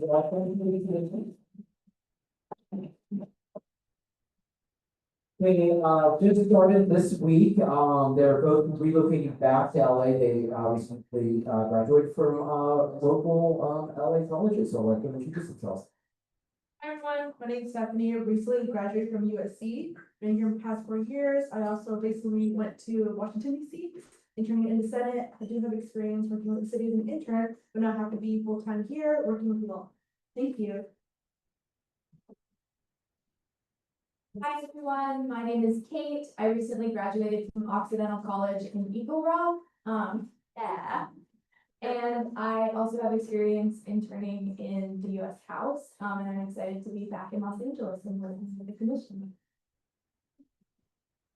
Thank you so much. We're so excited for them to get started and to help out. Even today, it made, many hands make slight work. So even today, it's a little easier getting everything in place.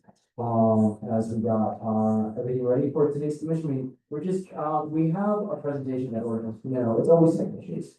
Whenever we're out in the field and doing this. I just want to say, I do appreciate some of the comments, earlier about, the timing of our commission meetings. The city ordinance that created this commission does request that we have meetings at various times, including after 6 p.m. and including on weekends, so we will be having those meetings at, various times. Unfortunately, we're gonna have, it's gonna be inconvenient for someone and more convenient for another at whatever time we have these meetings, which is the point of having to spread them out various times across the community. So, hopefully we keep on, getting more people involved. We have, I know, close to 50 people online right now. We have record turnout today, so we're gonna keep on, hitting the accelerator and, going for it. We're trying one more thing on this presentation. Let's do a brief 10-minute recess. If 5 minutes on this, without objection? Sure. Okay, 5-minute recess.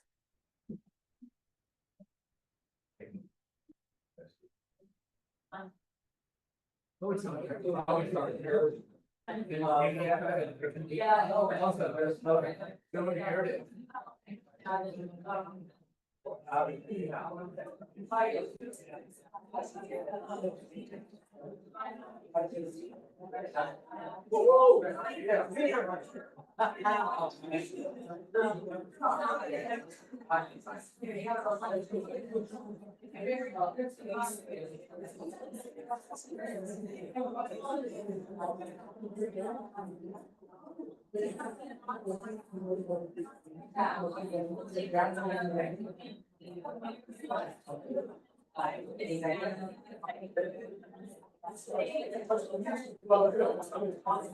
That's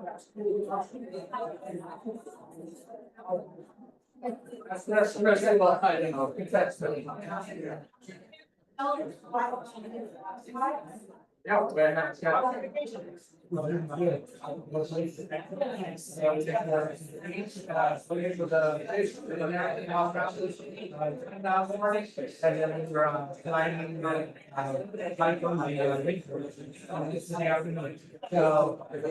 very special place.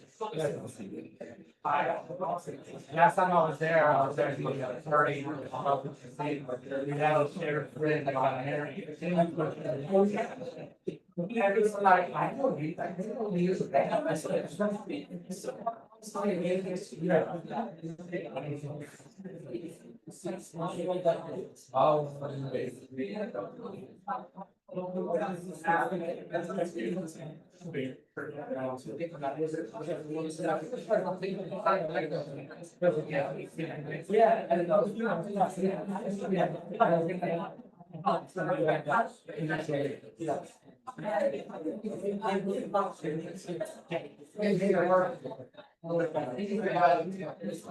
Yeah, it's just, that was my.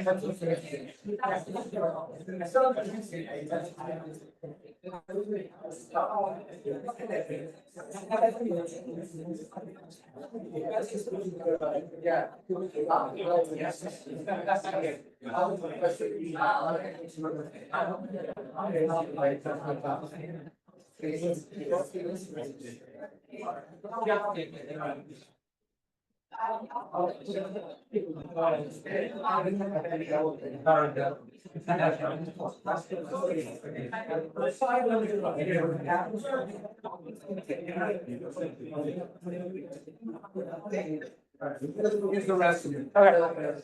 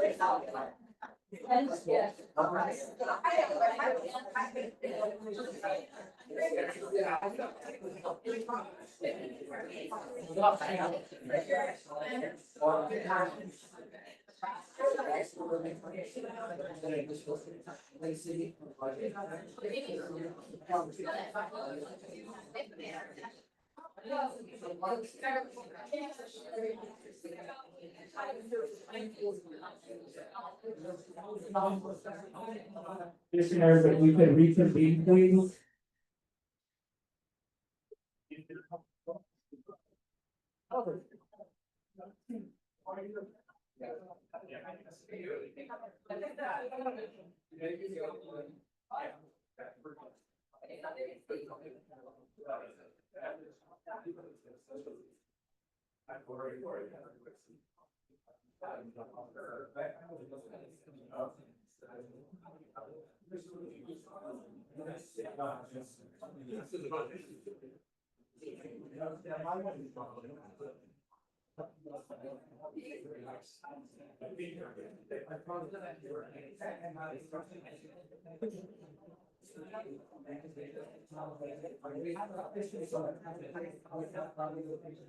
Commissioners, and, our guests. Commissioners and our guests, I'm going to call the meeting back to order, please. If people could, who want to continue, talking, if you want to take it outside, please. Okay, I need to, do roll call for us to reconvene. Commissioner Alvarez, present. Commissioner Field is absent. Commissioner Fuentes. Commissioner Lewis. Present. Commissioner Matt. Present. The second Vice Chair Murray. Vice Chair Sanchez. Commissioner Schlager. Here. Commissioner Stein. Here. Commissioner Thomas is absent, Commissioner Yap is absent, Chair Mesa is present. Okay, thank you, everyone. We are gonna hand it over to our next speaker, Eric Lopez, the Director of Long Beach Public Works, and if we could ask the audience, just taking side conversations outside, please. Mr. Lopez, welcome. Mr. Chair, if I can have a point of personal privilege, I was in Long Beach Mayor Walker C's office when Mr. Lopez's predecessor decided to retire, and all eyes went to one person. And was so excited to see Eric take the reins of the public works at the city of Long Beach, and he's done a tremendous job in years since. So I'm happy to introduce him to talk about this important topic. One moment, you turn the lights on, right? For the presentation, it's easier to see, and we do have folks online who said they can't see the presentation without the light, so we'll try to balance. Thank you. Thank you, Justin. Thank you, Commissioners, for inviting me here today. I want to start by just first commending the mayor's office for Executive Directive 9. That is a really good start on shedding spotlight on a lot of the issues and the needs that impact infrastructure planning and project delivery within your organization. I also want to commend this commission. You have a really tough job ahead of you, like a really hard job. So, great effort. I never say good luck. I always say great effort, because it is effort that gets the job done. And so just thank you for doing this critical work and helping make Los Angeles and our region a better place to be and to live. And then I wanted to commend all the advocates and residents and everybody that's interested in following this. Without community, these efforts are largely ineffective. I've seen it in Long Beach. I've seen it all over the country. So I want to commend everybody that's taking time off from their busy days to be here and engage. So I'm going to share a little bit about me and the Long Beach story. And I'm going to share it in a way where I hope you can learn and take some of our lessons learned along the way. I've been with Long Beach for 2 decades and Public Works Director for the last 5 years. And then I'm gonna talk about organizational structures and everybody knows accountability is important. But how structures enable or disable accountability, I think is a discussion that few people have. You're obviously having that conversation for obvious reasons as you look at charter reform and organizational improvements and optimization. And then I'm gonna talk about my favorite subject, which is organizational optimization and improvements to project delivery. When I first joined Long Beach could not deliver a project if its life depended on it. Long Beach lost $100 million in funding from the Kroc Foundation, from the Salvation Army. We're supposed to build a $100 million community center recreation facility, and Long Beach couldn't do it. They took their money and built this amazing facility somewhere else in the United States. I told myself at that point, I was an analyst, that if I had something to do with it, I would never allow that to happen again in the history of the city, and it has not happened under my watch. So I'm a UCLA Bruin. My apologies to the Trojans in the room. I'm also a Michigan Wolverine. My apologies to the Trojans in the room. And I started my career in Long Beach from the very bottom as an intern. Then I've gone through just about every single step in the bureaucracy you can go through. I was an analyst, I was a project manager, I was a coordinator, then I was welcomed into management, the first layer, and then the second layer of management, and then the third layer of management, until somebody said, okay, let's give this guy a shot at the director of public works position. And here I am now. Everything I've learned about construction, engineering, architecture, entitlements, planning, fundraising, politicking to get your projects done, I've learned within my job in the city of Long Beach, and I do consider myself an expert. When you deliver hundreds of projects and you create a 5-year infrastructure investment plan, and you're spending over $200 million a year, money out the door on improvements, I think that qualifies you as an expert. So my public works department in Long Beach was not always very strong. It was at its early years, 10, 15 years ago, it couldn't manage projects. You know, the CIP was actually developed in financial management, not in public works. You know, there was no cohesion around project planning and project delivery. Every department managed their own projects, whether you were a fire department, Parks and Rec department, the police department, you know, our emergency operations center, our airport. Everybody had teams that were trying to get this right. Project delivery, infrastructure planning and delivery is really hard. And taking it from start to finish takes a lot of hard work and expertise. And you know, if you're in it, you know that it is not an easy task. But our journey throughout the years has been helped by various charter amendments that were pursued. But the charter amendments happened while, you know, we were focused on making the organization stronger and better. So I'll talk a little bit about kind of where we're at right now, and then I'm going to get to the heart of the presentation, which is comparison and contrast to where the city of Los Angeles is right now. Everything I do, I always focus it on the mayor and city council's priorities. Every year, the mayor and city council tells us they either add stuff, take stuff away, replace stuff. These are the current council priorities that we've heard of. The brand new one they just added was infrastructure. And they've asked Public Works to play a key role in leading that. Well, I was already doing infrastructure pretty well, right? So, you know, now they want to make sure that as we lead up to 2028 and beyond, that we are prioritizing infrastructure investments, especially as we continue to see the needs increase. So we're not the only city with aging sidewalks that are falling apart, with streets that are falling apart. You know, we're an urban forest that's really challenging to manage. You know, with tens of thousands of potholes that we got to deal with. We know that this is an issue that other aging cities throughout the state of California, United States are also dealing with. Wanted to share really quickly our structure. It is very clear that, you know, you see on the left hand side there our mayor and city council, and then, you know, I am at the bottom right hand corner in public works. And it is very clear that I, as an at-will employee, report to the city manager. So if I piss off the city manager, he can fire me tomorrow. And then the city manager reports to the mayor and city council, and if the city manager, upsets the mayor and city council, they can fire them, in a day, if they wanted to. And then we all report to the electorate and obviously our residents. So, you know, very clear, structure. You have city manager departments that I work with on a daily basis. And then you have other departments that have their own commissions, have their own budgeting process, but they're all still connected to the mayor and city council, and ultimately their budgets have to be approved by the mayor and city council. So it's a nice, clean, organizational structure. This is my, org structure for the public works department.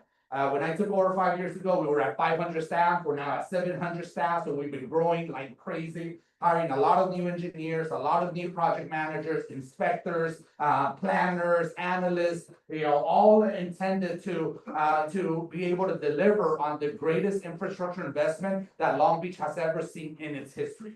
So I've had that opportunity to staff up. I'm not gonna go through, here's my team. Without this team, we could not fill 50,000 potholes a year. We could not repair hundreds of miles of sidewalks. We cannot respond to flooding, flash flooding incidents, you know, during some of the craziest winters that we've seen, you know, over the last 3 or 4 years.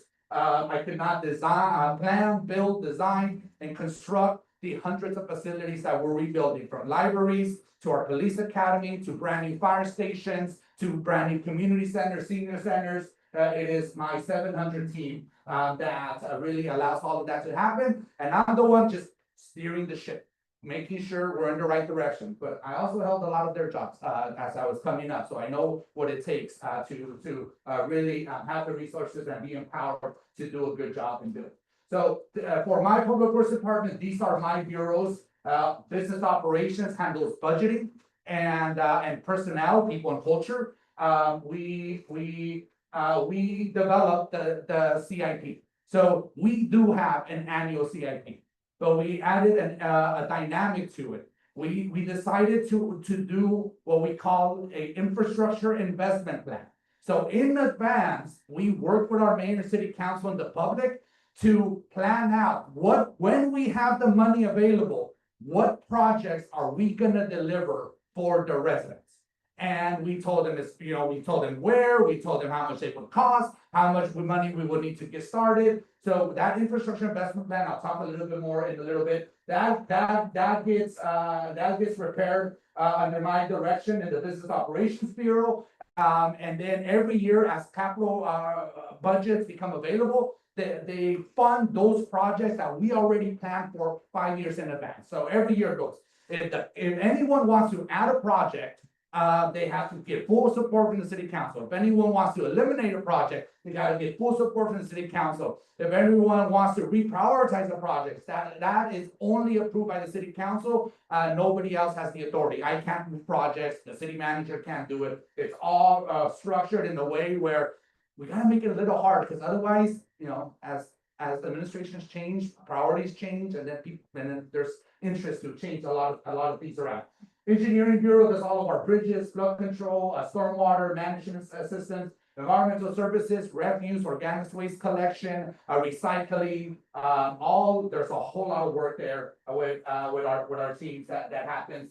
Project Management Bureau, I actually created that bureau, and it's the bureau that focuses on delivering all park CIPs, all of our fire station upgrades, our police facilities, our health department facilities, community centers, et cetera.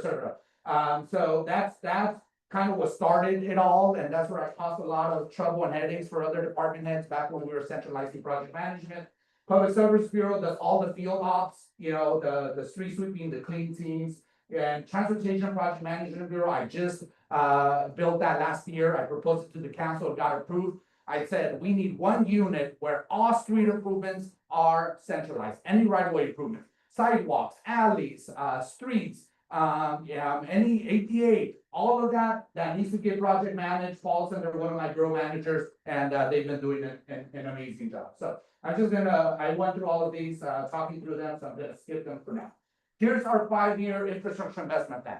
lbelevate28.com. You can look it up on your phone, on your iPad, on your computer. In here, we demonstrate $1 billion in projects, and we show you exactly where they're at, what stage in the project delivery cycle they're at, how much monies they have allocated, how much money we anticipate more. And then more and more, we're connecting individual projects to websites so that when residents want to learn more, they just click on the project, they get sent to a website, and they find all the project related documents, the budgets, everything that they need to get well informed on the projects. This was not easy to do. The city council didn't ask for the website. I pushed it on and I said, we need this. This is the future of communication with the public on infrastructure planning and investments. And the city council said, go do it, Eric. And so we unveiled it last year.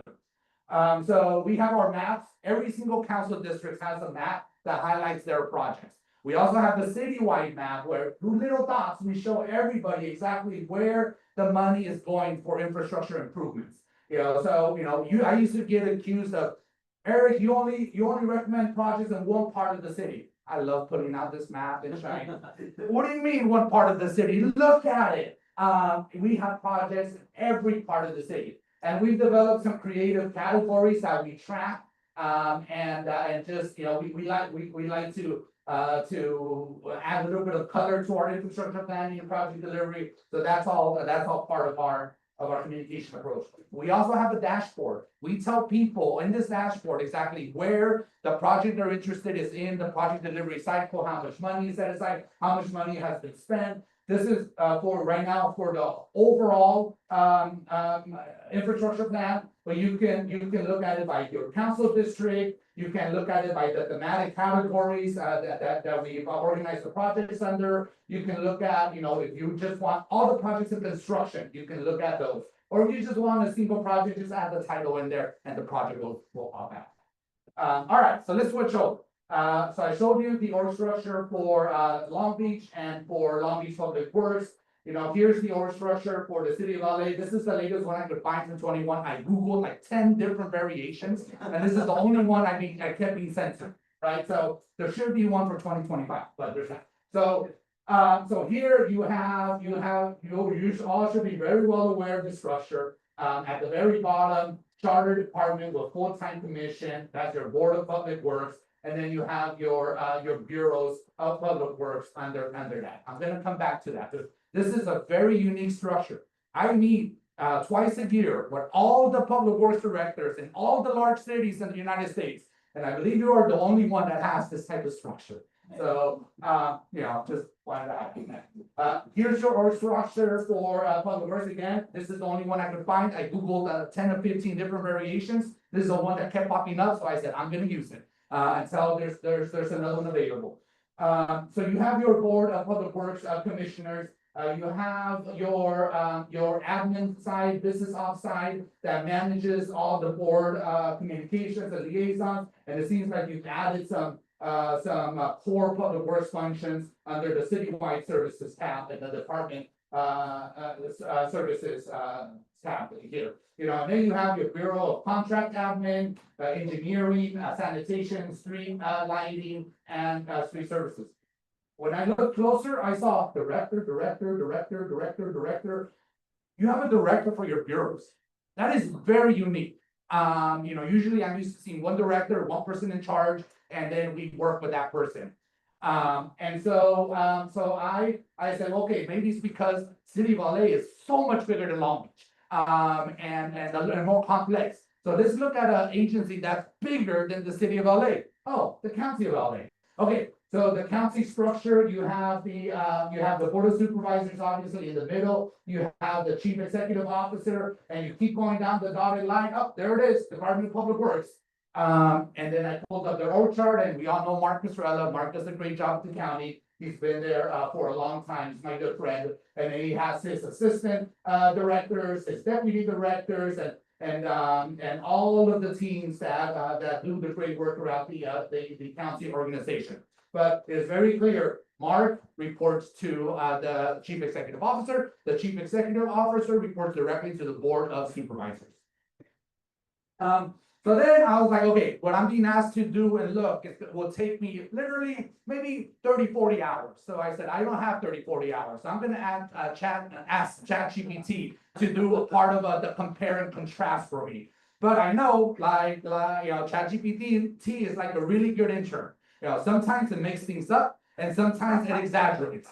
So I spent a couple hours actually fine-combing through this to make sure that this intern didn't make something up or didn't exaggerate too much. So I'm gonna leave this for you guys to consider as you go through your deliberations. I put in bold those areas that I thought were specifically important that you should consider.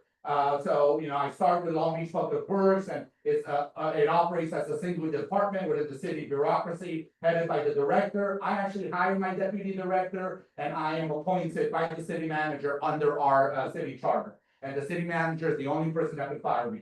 I collaborate with other city departments on a daily basis. We used to fight with community development. We used to fight with the city attorney's office. That is no longer the case. We have a organizational culture where there's a lot of collaboration. We still have our internal, you know, turf wars, you know, but it's done in a way where it's collaborative more than it's combative. You know, and then we switch to the LA Public Works and, you know, right off the bat, you know, you have a Board of Public Works, 5-member body that sets policy, awards contracts, and the series of appeal, oversees eminent domain issues, assessments, budgeting. I said, oh my gosh, that's usually what public works, what city councils do. Mayors and city councils do, and most of their cities in the United States. So very, very, very interesting structure. Then you had that the charter mandates the director of public works who enforces all the board rules, manages contract, departmental operations, personnel permitting, et cetera. But which one? You have 5 of them? 5 directors? So I think there's some inconsistencies that need to be further evaluated and looked at and then look for some opportunities. You know, so we keep going. I'm not gonna go through this. I think it's very clear where I'm getting at. So the final summary, you know, in Long Beach, we have a public works department that's directed by the city manager. And we do a lot, including project capital planning and project delivery. In Los Angeles, you have a more hierarchical and codified system with a statutory board of public works. Really a defined director. That's where I was like, oh, maybe ChatGPT kind of exaggerated a little bit. And distinct bureaus for all your services, but your bureaus really have a director. And in a way, considering how large they are, you know, there probably should be a director level manager there in those positions. But, and I get this next, but they should probably have, you know, somebody that's leading them, that's guiding them, that's making sure they're working together, that's working with other department heads throughout the organization and the region and pushing the goals of public works. So, you know, what did I do in Long Beach? You know, how did we get to the point where we're at now? You know, we had to eliminate countless silos. I actually went on and I searched for every single budgeted project in the city. I didn't care if it was another department. I developed the spreadsheets and the list. I found them. And, you know, once I knew what was budgeted, I found projects in Long Beach that were budgeted decades ago. And the money was just sitting there, becoming less and less and less every year because of the way inflation works. You know, so like that is one of the, that has to happen today. And, you know, figuring out where you're at. You have $1 billion a year in infrastructure dollars. You know how much good you can do with $1 billion a year in infrastructure, just, you know, with a little better planning and project delivery. In Long Beach, I'm responsible. If a project fails, it's my head, right? If a project is, the community is upset, it is me heading to the community meetings with my teams to address the issues that are there. I know my time is running out, so, you know, I will go to my conclusions. What are my conclusions? I really think you guys have a lot of opportunities here to improve the organization within the city of LA. I think you do have silos that need to get addressed, not just within your departments like Public Works, but also within the other departments in the city organization. And when you have silos, that creates toxic environments, because everybody's doing their own thing and it's not collaborating. You know, I think you have opportunities to simplify your organizational structure. And I think you can there's things you can do to start focusing on better capital projects budgeting, procurement planning. You know, the CIP, we budget our CIP independent of my operating budget. I have my operating budget and I have my CIP budget. Every project that we have that has been funded by the city council is listed in a, what we call an all years capital improvement program budget. You know, so we keep adding money to projects, but we show the public exactly what projects are funded and budgeted and how much money they have. And then when we need to add more money, we do that through the annual budgeting process. And you know, I know this has been talked about, but the consideration of a general manager or department head to consolidate your different bureaus and really help take a leadership role through public works. And then, you know, I know you guys are talking about this as well, the evaluation of the public works board roles, responsibilities in versus those of the mayor city council and consideration of modifications or alternate models, governance models. So, you know, there was a point where I started as an advocate and I used to hate bureaucracy. I thought bureaucracy was the bad guy. And then I spent a few years in city government. I was like, oh my God, if you want to change the world, you've got to figure out how to use bureaucracy to do that. And so, you know, I think staff are great and they will help you get a lot done if you can set the right path for them, light it up, and make sure they have the tools and the resources they need to make a powerful impact within your communities. And that's it for me.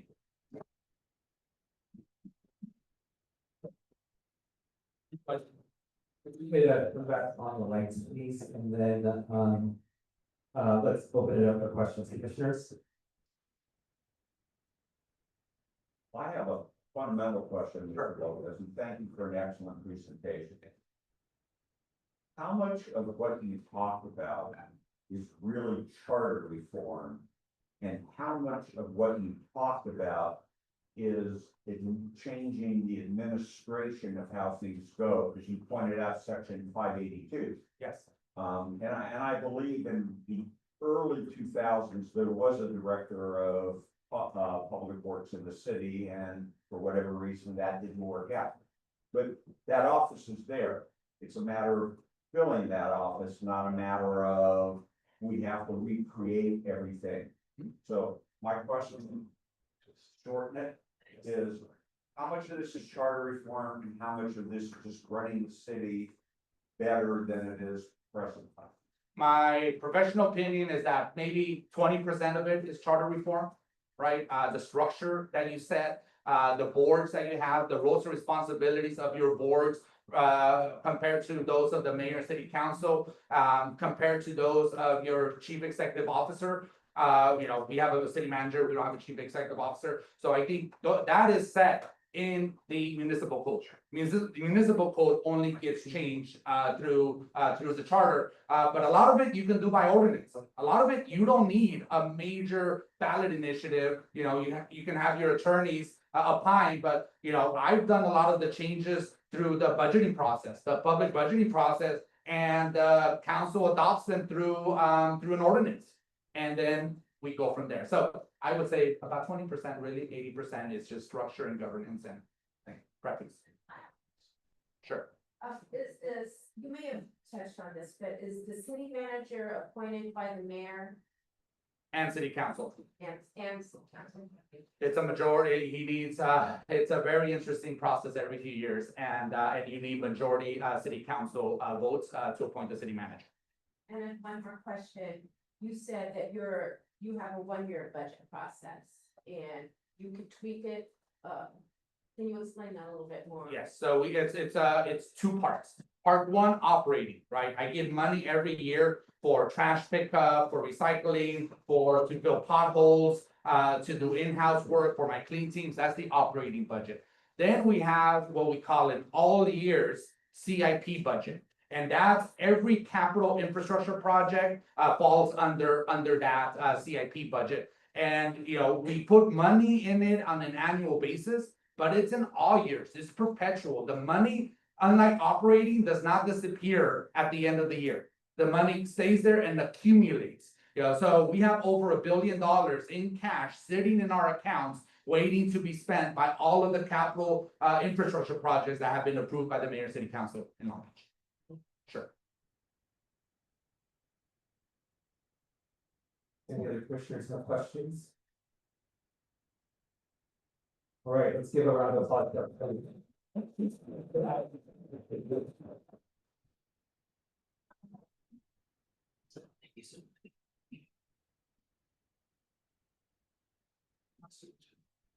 Okay, we have one more presentation before we have our lunch, break. Jessica Meany is the Executive Director of Investing in Place. Everyone, welcome Jessica.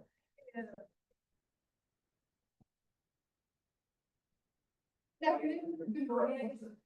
Mr. Executive Director, why weren't we given a presentation for either 5 bureau chiefs that we have for the in public works, what actually happens in Los Angeles, to see if they could answer some of our questions that were brought up by Mr. Lopez?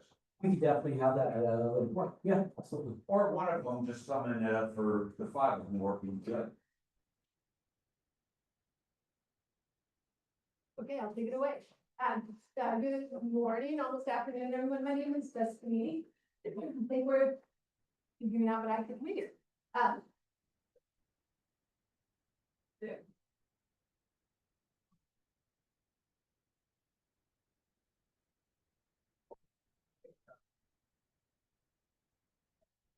Okay, so here it is. Hi, everyone. Jessica Meany, I'm the Executive Director of Investing in Place. We are a nonprofit advocacy organization. We do research. We were started about 10 years ago. We are very focused on asking questions of where public dollars go, particularly around public space. My academic background is in urban sociology, so I'm really thinking about how governance improves quality of life, affects our communities, and provides the things we all want. Why I'm here today is I want to talk about some of the great work we just did the past year. We formed at Investing in Place this Public Space Leadership Council. We brought together 24 super experts who have some worked in the city of LA, some like for the city of LA, but all who had tried to do projects in these public right of way or in parks, and so had deep experience of what it takes to deliver a project in the city of Los Angeles. We brought these brilliant people together to really talk in a structured conversation over several months about what were the barriers to LA's built environment. So we're talking sidewalks, streets, and parks. So those are really what we were focused on. So these 24 people, and then our team, we just produced a report yesterday. You should check it out, it's super good, I'm really proud of it, with 16 reforms that we're recommending to the Mayor Karen Bass and City Council about the management of LA's public spaces. I want to focus today on my time with you about the charter reform, but you can see these are the 3 categories that our recommendations are falling under, right? So governance reform is what we're going to focus on this morning, but also what you heard a little bit earlier about the roles of existing departments, planning and budgeting. And I think like Jeff completely set me up, so I'm gonna be able to fly through a lot of slides, so thank you for that. And then Eric did as well, but I want to just also really clarify something that I think is really important. When we talk about sidewalks and streets, right? So we've heard a lot of talk about the Department of Public Works. They're really important, right? So 5 bureaus are there, and then other random projects over the years that the mayor and city councils have put in there, like going home, right? So we're talking Bureau of Engineering, Bureau of Street Services, Bureau of Contract Administration. I'm gonna forget, Bureau of Street Lighting. What's this one? Oh, Bureau of Sanitation. It's a team effort. Thank you. But so I'm someone who really cares about sidewalks. I like to walk everywhere. I don't really like to drive. I'm a bus rider, all of those things. So I've been really focused on why the heck the city of LA sidewalks are so broken. I was doing a lot of work around looking at Department of Transportation and figuring they were the agency that's managing it. Well, they're not. So the Department of Transportation exists outside the Department of Public Works. They manage, the Department of Transportation manages everything in the roadbed, so they're striping, they're putting in the crosswalks you heard about on Mary Mantle, they're doing the traffic signals, they're running the dash system, they're doing a lot of really important things, they're monitoring the taxis and all that, but you know, they're not doing nothing on the sidewalks. So our street trees, our street lighting, our public bathrooms that we have in public right of way, all these important things are happening in a whole other department. So when we talk about lots of different people in charge that aren't coordinating, not only are they not coordinating in public works, you got DOT over here. So, and then you have the Parks and Rec who are managing them. So there's a lot of challenges. And that's really why we really zeroed in at Investing in Place on this number one recommendation. Amend the charter to mandate a 5-year capital infrastructure program. Simple as that. So we're so excited by ED9 and what the mayor's office is doing. But I think those of us who've lived in LA for a while, I've seen a lot of great executive directives come and go. I remember when Antonio Villaraigosa had the transit-oriented corridors executive directive, he brought his cabinet and really smart people together. I remember when Mayor Eric Garcetti had Vision Zero, that was a great executive directive. So excited to see Executive Directive 9 from Mayor Karen Bass. But executive directives come and go, and we really want to do structural governance reform on how public dollars are allocated for our public spaces. And then this one, that's a little controversial, but I can get into why, but we wanted to try to remember to dissolve the Board of Public Works. As Eric pointed out, it's such an anomaly. It's just an outdated, century-old kind of construct from 1925. These are some of the things you heard covered by previous speakers of why we think a capital infrastructure program would work.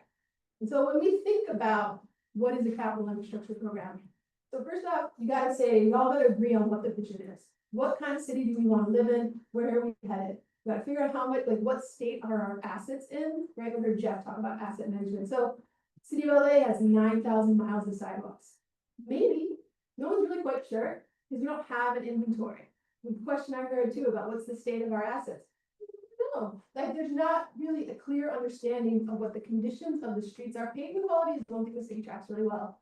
But there's no, so a CIP requires what are our assets, what conditions are in, what do we want to prioritize? And then it's about the money. So we think of a capital infrastructure program really as a 5-year budget. But what's really important, I just want to take a minute to catch my breath and remind myself, is that what's really important is you're starting with number one. What do we want in the city? What are our policy goals? What do the mayor and city council agree on? What do community members want? Then we're tying it to money. I don't know about you, but I've seen a lot of plans in the city of LA that I totally love and are super good. Never have a budget plan, never have an implementation plan. Green New Deal, Vision Zero, like a lot of things I've been involved in. You've heard, I can breeze through some of these, you've heard all these problems, right? LA is wild that it budgets 1 year at a time. In a process matching up capital and operating dollars, right? So Long Beach does it, Santa Monica does it, all the cities tend to do, 1 year they update their operating budget, right? What kind of staffing levels do we need to do all this work? And then another year, they're updating, refining their capital infrastructure program. Also, one thing that I'll talk a little more too when I get into it is capital planning office part. There is no place in the city of Los Angeles that's developing projects from a strategic plan, from a long-term vision. Typically, capital projects come from really awesome city council staffers or really inspired, really great people, but they're all isolated and piecemeal. And then this $1 billion, I'm gonna take a beat and just talk about what we heard about how much money is going into the city's public right of way every year. So we've done a lot of research on that. And that's like, we're talking all locally controlled dollars. So while there's a lot of anxiety, I know in my house about what's going on with the federal government, the immigration rate, we had a tsunami warning last night, devastating fires, so many things that feel so out of our control, but our mayor and city council are in control every year of $1 billion at least going into the public right of way. So we're just kind of throwing around here or there based on who's got a good idea at this moment. I think you've heard all of these points, right? So the system is broken. And just a little background on me. So I've been doing a lot of work in the nonprofit sector around these issues for about 15 years. Before that, I worked as a transportation planner at our Southern California Association of Governments. So over the years, I was working on like, how do we get better bus stops? How do we get our sidewalks fixed? How do we get better, all these things? And I kept trying to fix different policy issues as a researcher and advocate, and just came up bumping against the entire system is broken under the management of public dollars. You guys know all these things, right? So these are some stats we sometimes rattle off, but if you've been out in the public right of way or in our parks, then you know this, you feel it, right? So I think Jeff mentioned it's now 17 years to trim the city's trees. Best practice is 5, right? But we brought it down from 21, so that's good, right? Last fall, Steve Lopez did some really powerful articles on the state of the city sidewalks. 10 years to get a curb cut or an access ramp, right? Which is required a lot, actually. But so 200,000 empty tree wells, we have a huge shakeout on and on. There is a giant problem that needs leadership and a vision and some strategic use of dollars. this is why we're recommending charter change, right? So LA having a CIP is not my idea, it's not a new idea. In fact, we've had motions going back to 2013 from Councilmember Krikorian, Council Blumenfeld, David motion. Then we did another motion back in 2018. Then we did another motion for it in 2021, that led to the CTIEP. Then we did another motion to create a CIP, I think it was in 2023. So having motions from city council is not the problem. The real governance reform, culture shift, open dialogue between Angelenos and policymakers, and we want to fix this, we can do better. And the CIP gets us on that path. I just think this always kind of wakes people up, but you've heard all of this, but like, so you can be like, oh, well, maybe other cities don't have a CIP and they wing it 1 year at a time. Nope. So this says, you can see in the back, top US cities by population, right? So top 10 big cities in the United States, everybody has a CIP with LA. Maybe in California we do things differently, right? You know, top 10 cities in California by population, everybody's doing it, not LA. And in Los Angeles County, again, all of our in small cities, down in Pasadena, all of those people are thinking long-term in a transparent way about where they're spending public dollars.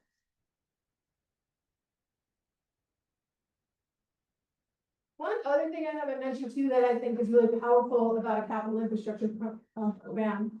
Again, these are something that gets updated several years and they grow and they refine when needed, react to emergencies or other crises. But the public gets to know where the heck their dollars are going and they get to know what's being planned in their neighborhood. I don't know about you, but sometimes I've gotten notices about like one project down the street is doing a stormwater capture or something really exciting or a park's being done. And then a couple months later, I'll get like something in the same area, but completely, you can tell they're not working together. And very few Angelenos know what is coming for their neighborhood because there is no strategic plan to look at. There is no project list for anyone who wants to know, is their neighborhood going to see an investment anytime soon? Here's some of the recommendations that our Public Space Leadership Council came up with on when we think about what the CIP would look like. I find a lot of inspiration too from this, not only from Long Beach, but the city of Santa Monica right down the street. 1 year they update their operating budget. So what is the staff? We need to do the work. 1 year they update their CIP. We're recommending every 3 years, but of course with opportunities to amend as needed. Also, I think Jeff mentioned a little bit of Minneapolis or San Diego, I think you were talking about. Big fan of those. They actually have a citizen advisory committee that weighs in on the projects and the priorities of the CIP. And what's even more kind of amazing about those that I really admire is who makes up that committee is reflective of who lives in the city. So they make an effort to have the demographics of that citizen advisory committee not just be skewed to older, wealthy white people, but really represented of who lives in the city and different perspectives. Also, a personal favorite of mine is the CIPs. I've probably looked at 45 CIPs across the country. Is ones that include what's an unfunded needs list. So if we had a CIP, and then we had an unfunded needs list. Say back when President Biden did the largest infrastructure bill ever, right? We would have had consensus and agreement and priorities on what were the needs that LA wanted to submit to the federal government for funding. We didn't have that. And I just think that's a really big deal that projects, like, so, and also what happens with not having this advanced planning work for infrastructure. Every time the state has like, oh, call for, proposals, a grant funding opportunity from the state, it's a scramble. And it's a power struggle, who gets an application, which department is doing it, and things like that. So the idea of creating a list of what do we want to fix in the city, what do we want to maintain, what do we want to build, and having that transparent, something that the public can see, is very powerful and frankly just a facet of good governance. This is our second big charter reform one. This is all the Board of Public Works. It's from 1925. It's an outdated structure. These are political appointees who I admire and I'm friends with several of, but they are not brought in through a level of expertise in engineering, capital planning, design, project delivery, not at the level of expertise that a city of 500 square miles requires. They also don't hold they're not able to really hold some of the bureau heads in the public works accountable, right? So it really diffuses who's doing their job and who's not? Where does that ever happen? So, but I did look at the charter. It does require a director of public works. We have not, the city has not, right now there's someone who holds that position and I think they're more referred to as a secretary. It's more an administrative position. They are not in charge of the bureau. So they, unlike every other department in the city of Los Angeles, like, so if you're LADOT and you're the general manager of LADOT and your staff are doing crummy jobs, you can fire them. You don't have to wait for the mayor or city council to fire them. But the Board of Public Works, they don't fire the bureau heads. There's no process for anyone holding them accountable except for the mayor's office. And I think we all know the mayor's office is incredibly busy, especially this year, with just crisis after crisis. Are they really the right spot to be managing these 5 different department heads who have various work plans? So I think this is a big deal, and you are gonna hear pushback from the Board of Public Works. You're gonna hear pushback from people who are benefiting from this broken system.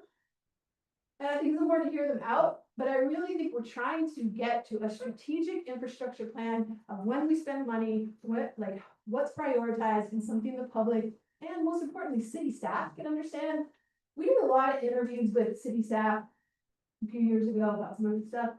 And I think they're some of the biggest champions who want CIP. And the reason they do is that gives them work planning, continuity. The project that they love, they're working on is going to get pulled next year because somebody doesn't like it. They're not going to get a random motion from a council member that sends them in a different direction, which happens almost every day. Like, that gives the staff the ability to do their jobs, to think long-term, and to count on the funding that they're working.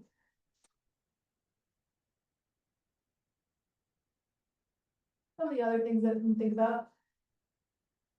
So as I mentioned in my report that I love, you should check it out, it's super good, from all these beautiful people, some actually in this room right now.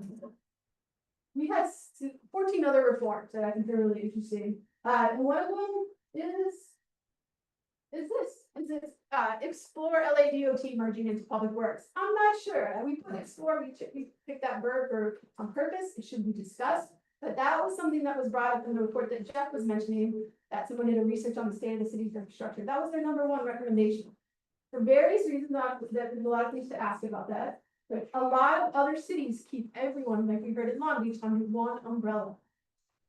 Also, our group had a very lively discussion over several meetings about new funding. A lot of people are concerned that throwing funding, like money, at the problem without doing the structural reform isn't going to get us the outcomes we want.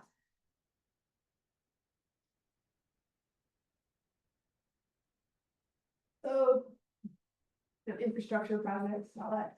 I don't know, what really motivates me and inspires me in this work is getting the government to work for the people, creating a city where people can walk down the street with their kid, and there's maybe a tree that gives them shade, and they can go to the store, and they can walk to the park and hang out, and the pool is working. All these things that we expect of public, our city to provide for us with our tax dollars. There is actually one, I don't know if also this thing, I just don't want to understand, I want to just take a beat to talk quickly about the liabilities. Escalation, if you've been reading the Los Angeles Times, I think we're up to 300 million in liability payouts this year. Most of them, a majority of them are around dangerous conditions, so that's literally streetlights falling on people's heads, that's people tripping and falling, that's people getting hit in crosswalks.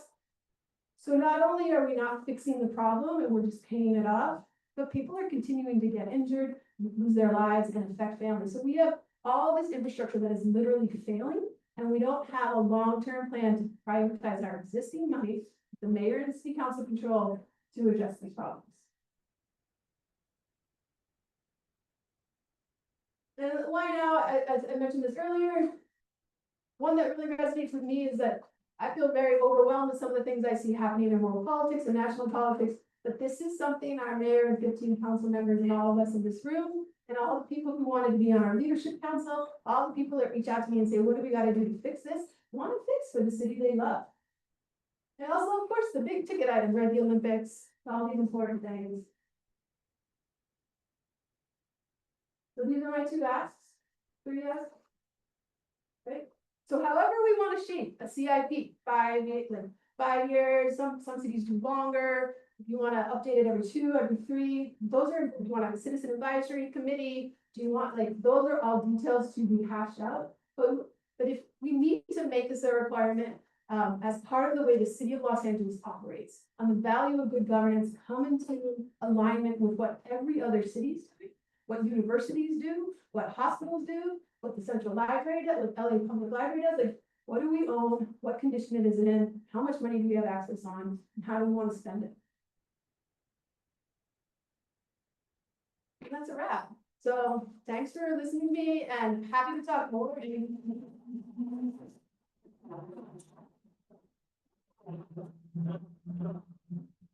Commissioner Lewis. Thank you, Jessica, for that. I enjoyed the presentation. I mostly enjoyed the fact that, it's, spoken in layman's terms. So for those of us who wrap our heads around all of this, question is, based on your research, is this the first time there's been a significant push, say, here in the city to dissolve the Board of Public Works? And the second part of that question is to play the advocate here for the other side. What would the other side, what would proponents of keeping the board in place, what would they say? What are their arguments for keeping it? I think it's a tremendous workload that the Board of Public Works manages. They sign a lot of contracts, they do a lot of administrative work that we just can't be putting on to say city council. I think there is dialogue of, oh, keep the Board of Public Works. I think it was Councilmember McCosker who say, just don't pay them, right? So they're the only paid commissioner, right? I don't think the LAX commissioners get paid, right? So, but then there's also like, you can do both. Keep the Board of Public Works, but empower a director of public works who's in charge, who sets the budgets, who hires and fires, who sets the vision, and is interacting with the mayor and city council. But I just think that, like, why are we keeping an outdated 100-year program? Because change is hard. I mean, I think actually the reason we haven't done a CIP in the city of Los Angeles since the 90s is because change is hard, sharing power is hard, transparency is hard. We have entrenched processes that, and in the city staff's defense, I was looking at some of the data from recent budget hearings. The city staffing levels are as low as they were in 2009. And the budget has grown, the problems have grown. So we have beleaguered, tired staff. So I think that like how creating a leader for them, the director of public works, that's qualified, that's an expert, that knows their issues, is somebody like Eric who's done every job and knows how it works is what makes sense to me. Keeping the Board of Public Works to me sounds like keeping status quo, and I don't work for the city, so I can say this. It also seems like it's just a political reward system. That's typically what it's been. Also, it's also been a springboard for people running for office. So there's a lot of power dynamics wrapped up in why we might want to keep a Board of Public Works that I just want to. I follow up on Robert's, but I'm sorry. Thank you. Follow up on Robert's question.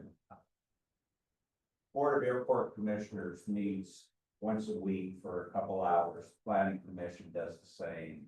Harbor does the same. Public Works, as I understand it, meets 5 days a week and works full days. They work from whatever the business day would be. Right. You really think you would get 5 people from the community that would be willing to serve on for the public board for nothing? No. But I would just turn this around and say, do they gotta work 5 days a week because we're doing one infrastructure projects, one intersection at a time? Because there's no master work plan, because we're budgeting. I mean, do we really need people to meet 5 days a week if we all were in agreement about what the strategy is and where we're spending the dollars? I get the motions from a packet from the city of LA every day, from motions from city council. You wouldn't believe the things we are doing $400,000 at a time. Oh, a stop sign here. It's literally one-off projects that creates tremendous bureaucratic processes and so many inefficiencies. So given the way the voting system is working out, I'm not surprised they have to, it's a full-time job. Next question. This is on. I don't think. Yeah, it should all be. I don't think this one. Closer. Okay, so my question had to do with if we were to dissolve the Board of Public Works, how would that, what could we call it? A director, how would they interact with the independent citizen advisory committee? If at all, what would that relationship dynamic look like? The independent citizen advisory committee is the Board of Public Works. It's the same, so I think you would dissolve that role. It's the only part of the city structure that has that, if I'm understanding correctly. Yeah, yes, okay. So in, I think you also recommended an advisory committee structure for, CIP. yeah, sorry. Within the CIP only, right? So Minneapolis is someone who I've looked at closely. They have a CIP process they updated. But part of the process of who's approving, who's reviewing, you heard Eric say, every project has to get vetted and approved and all that. But CIPs can have, in addition to their mayor and electeds, a citizen advisory committee that's weighed in on what projects go in the CIP, not the day-to-day work of the agencies. Did that help, Carl? Yes. Thanks so much. But if you were to dissolve the Board of Public Works, how do you take, because you'd be taking all their responsibilities and putting it into director. But they have 40 hours plus work a week that they're all doing individually, so is that insinuating that their jobs are just so bureaucratic that it's possible to really dissolve it and translate all of that work to a single individual, or does there need to be more systems built? There needs to be more systems built. One of our recommendations that we just put out yesterday is to form a capital planning office in the Department of Public Works that reports to the director. So there is currently no capital planning office. If we want to be more strategic, transparent, and efficient, we need somebody that's figuring out, managing project delivery and shepherding all that, so that would diffuse some of the workload. And I think these are all really good questions that I gotta be honest, I don't know all the answers. But I do know what we have now is not working. Full stop.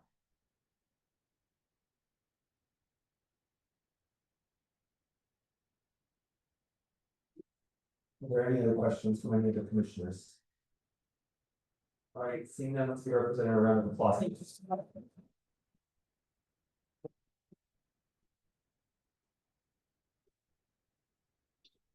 About 30 minutes right next.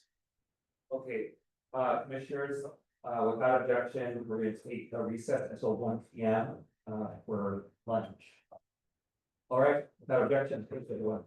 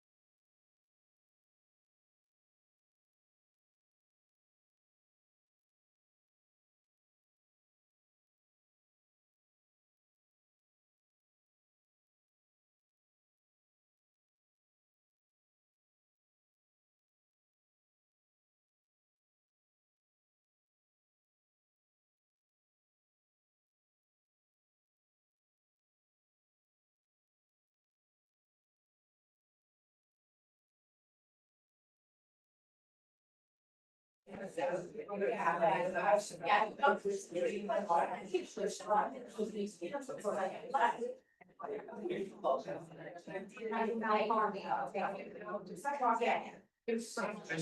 and members of the public, I'm gonna call this meeting back to order so that we could proceed with presentations.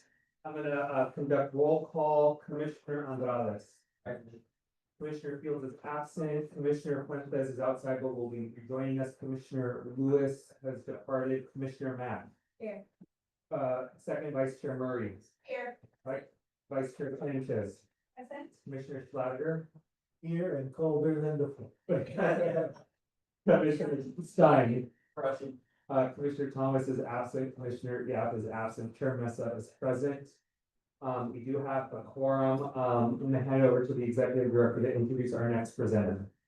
Thank you so much. Let's see, next up, post our lunch break is Vince Bertoni, Director of Planning for Los Angeles Department of City Planning.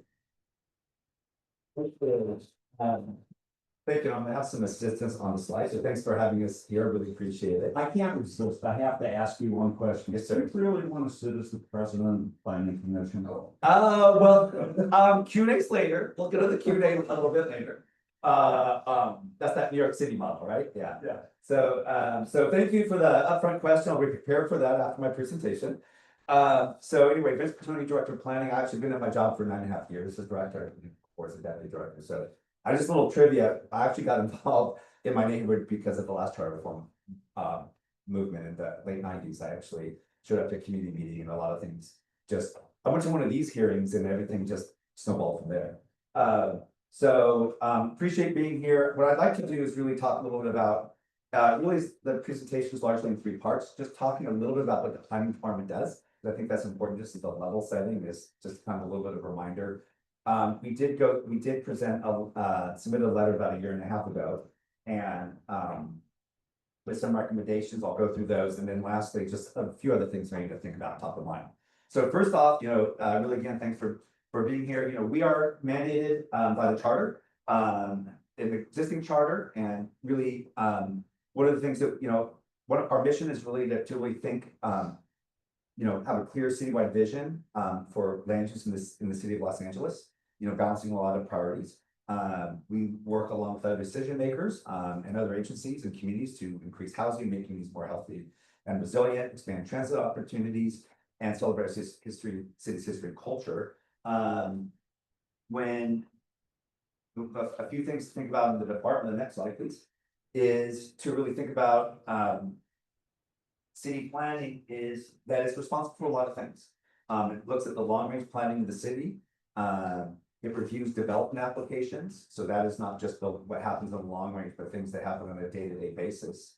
It oversees our zoning code as part of that. It promotes urban design as part of that too. And it oversees our historic resources within the city.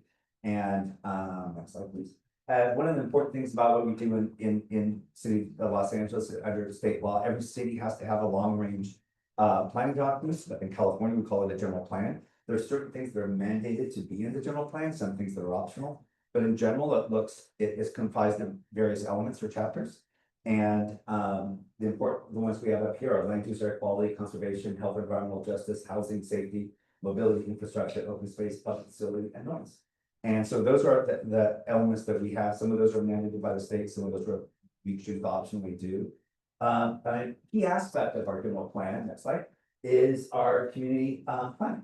And so we have a very large city, anywhere, I see different numbers between 469 square miles and 500 square miles, but we're roughly about 500 square miles. We're a very large city, so trying to do land use all at once through that large area is difficult. So we break it up into community plans. We have 34 community plans, and they really take that land use vision and make it more local in the city. And also, from those community plans, we also have zoning that we adopt now with the community plans. We will update our zoning along with the community plans. And we're right now in the process of completely changing our zoning. So we're since our zoning ordinance was last comprehensively revised in 1946, we're actually building up a brand new zoning ordinance from the ground up. And because zoning is land use, which is geographically based, we are adopting a new zoning by community plan. And so we just adopted earlier this year with downtown LA. Next up, Boyle Heights, we'll hopefully be out with them by fall, we hope. We'll hit the harbor areas, we're gonna be in the valley, southwest valley, southeast valley, eventually the rest of the city with a brand new zoning code. And it's web-based, it's form-based, which means it's very much thinks very carefully about the form of the city and how we build. So that's something that's very important. And these community plans, I should mention, are adopted, just like the general plan, the community plans are adopted by the city council and signed by the mayor. In terms of the range of projects that we have in the city, is if it's going forward, we'll just. There. Right, well, I'll just keep, there we go. There we go, I think it went past it. In terms of the range of projects that we have all kinds of projects that we will deal with, that we have to go through city planning, anywhere from building a small house, overheight fence in a residential property, beer and wine, serving beer and wine at neighborhood residents, as well as building a new apartment complex, shopping center, etc. They have to go through planning review. There's a wide range of projects we have to do that. It's really important to note that currently only a small percentage of construction projects, less than half, require review by the planning department. So when things get built in the city of LA, not all of them go through planning. Roughly less than half do, and those are considered by right, and they go straight into building the safety.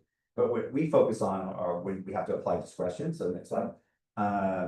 City planning, analyzes a lot of standards when it comes to that, looking at zoning, design, historic preservation. These determinations will look to see how we comply with both environmental rules as well as certain findings we have to make. Next slide. In terms of decision makers that are in the charter, there are a number section. There we go. Well, section there's many different reviewers of people who make decisions under the charter. One of them is my position, the director of planning, which oversees the preparation of the general plan, zoning, land use ordinances, subdivisions. Also makes certain decisions as part of there in terms of certain development applications. Director cases generally do not allow waivers or relief from zoning regulations. They're usually seeing things that actually comply with the zoning orders that may have certain variations that need to be looked at. We also adopt various guidelines, and I think Abdullah is speaking later, but we adopted the transit-oriented communities incentives, which are an outgrowth of measure JJJ, which was one of the sponsors was Act LA. They're instrumental in writing those measures, and they actually were for a long time. Probably the greatest increase of housing supply of the city was through our TOC incentives, but it may be getting eclipsed by our new housing loan incentive program. So that's another topic for another day. Another decision maker is the zoning administrator. So we have an office of zoning administration, and they look at things such as variances, conditions, permits. They grant relief, very specific relief that's spelled out in the charter. And that's been around, I believe, since around the 1970s, if my memory serves me, how long that's been around. Another decision maker is our commissions. And we have both a citywide planning commission as well as 7 area planning commissions. And they all have very specific decision-making authority. We also have the Cultural Heritage Commission within the Farmers City Plan. That was originally a different department, but it was moved over to planning. So in our rules and regulations, it's really set up different than our other commissions. But we do have that, and we also have things such as design review boards and historic preservation overlays boards that make decisions. Next slide. When it comes to legislative actions, those are laid out in the charter in terms of the 2 sections of the charter that talks about about general plan amendments and zone changes and how they're initiated and how they have to be how they can be modified.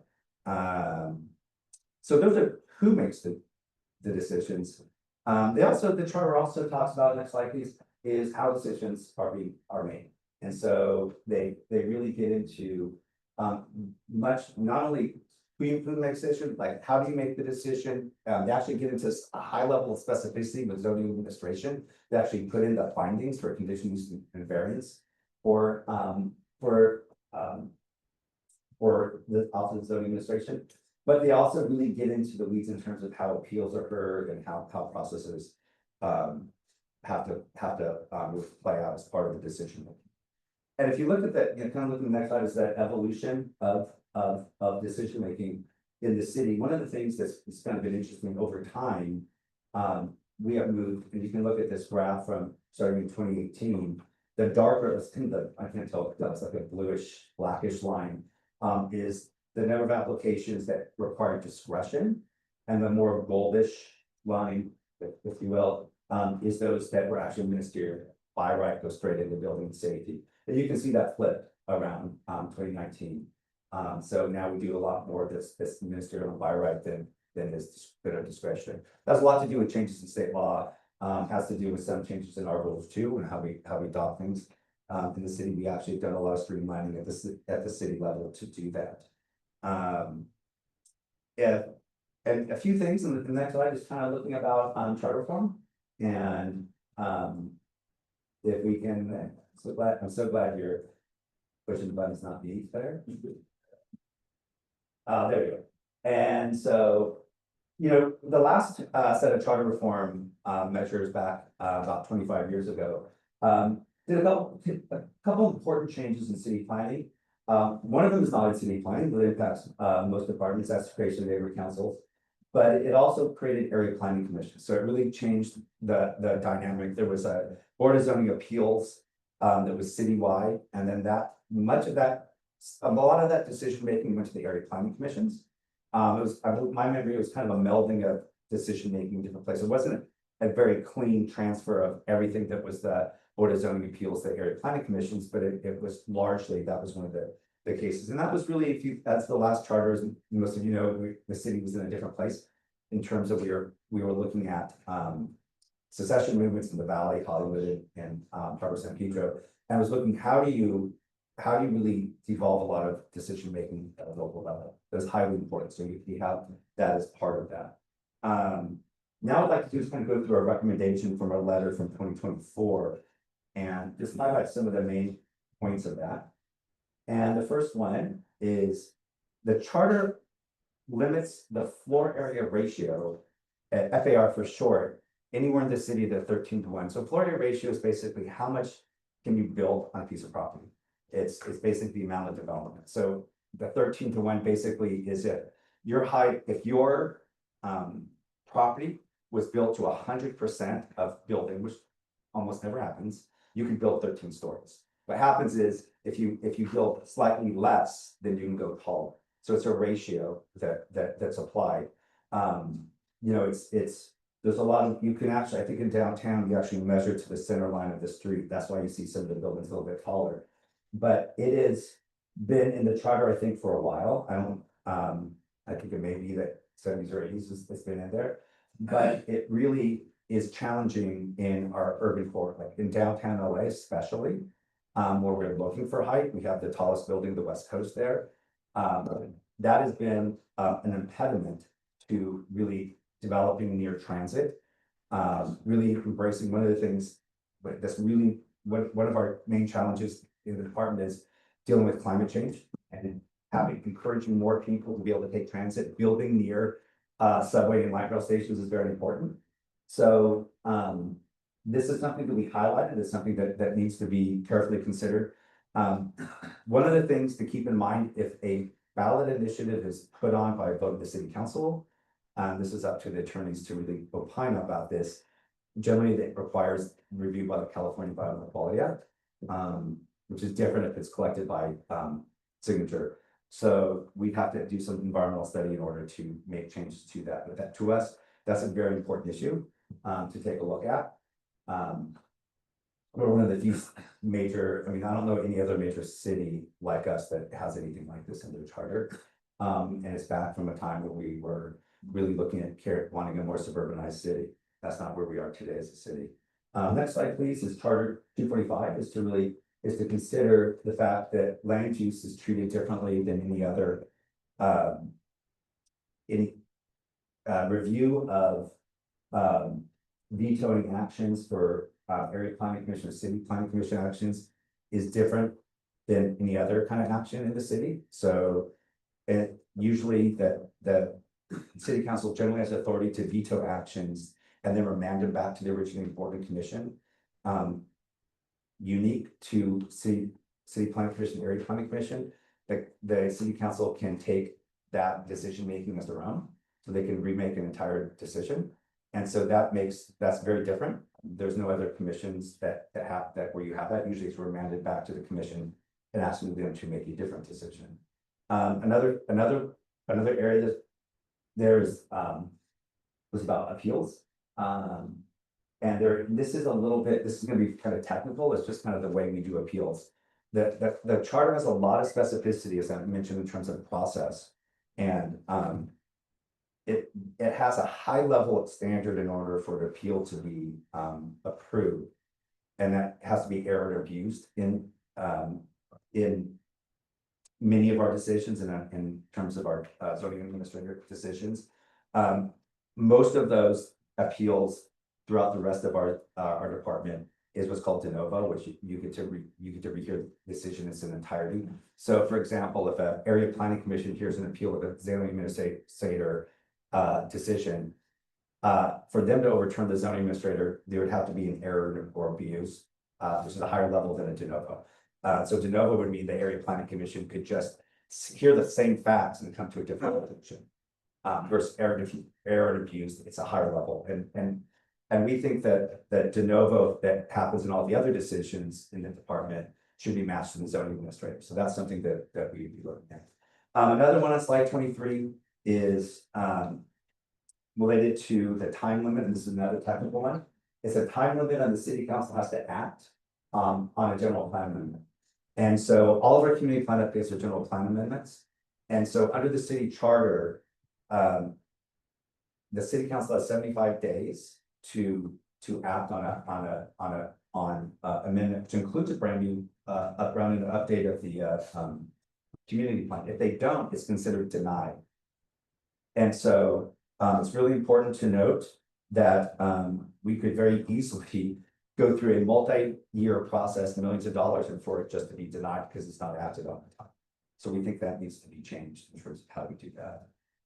There's a slide number 24. I'm just putting here because it was on there. This was on a letter. This one was already taken care of in a cleanup, so we don't need to talk about it anymore.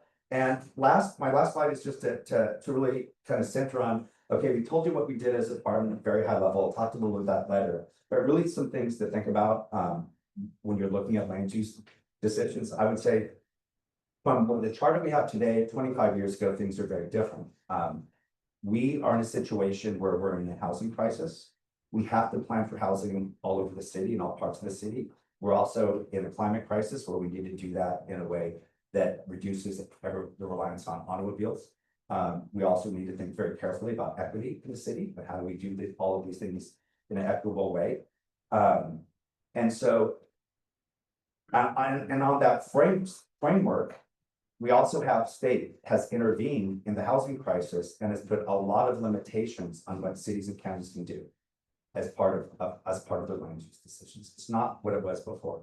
We had a lot more discretion in the past to approve a land use in Pacoima or Winnetka differently than we would do in Wilmington or West Elm. You know, there's a lot more discretion we had 25 years ago than we did today. Things are getting a lot more standardized, and we need to be a lot more nimble as we have data rules. Our community plans can be a very lengthy and expensive process.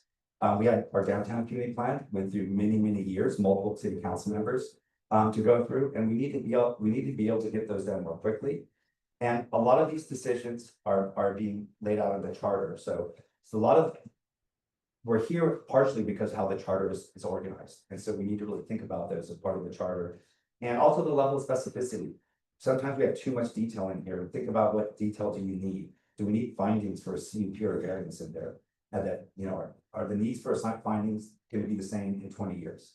And do you really want to spend time in the charter updating? So things like that need to be in there. I think I'm coming to the end of my time. I want to make sure we have enough time for Q&A. I know what the first question is.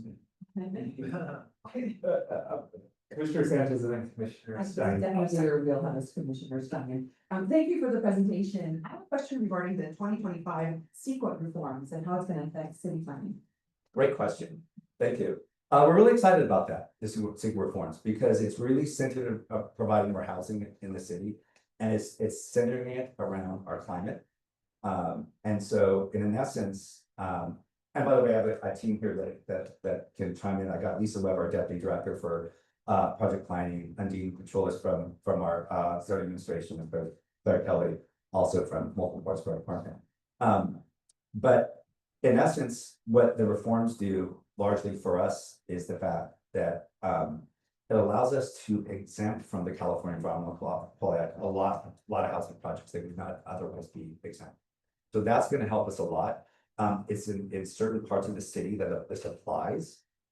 You can't do it. I believe the exclusion is very high fire hazard severity zones and flood zones and hazards like that. But outside of it, a lot of these housing projects will no longer have to go through city, which is a good thing. Because we're building in places that have been built for a long time. We can get the lights on, please, and then Commissioner Stein. First of all, do you want to sit on the? Well, you know, I mean, that's an interesting proposal. It comes from New York City, and New York City has a different, and of course, their planning directors and our friends. They have a very different structure in general. So with my understanding of New York City is you have the planning commissioner who chairs the city planning commission with who's a mayoral appointee, 4 other mayoral appointees, plus 4 council appointees. So you have 5 appointed by the mayor, 4 by the city council.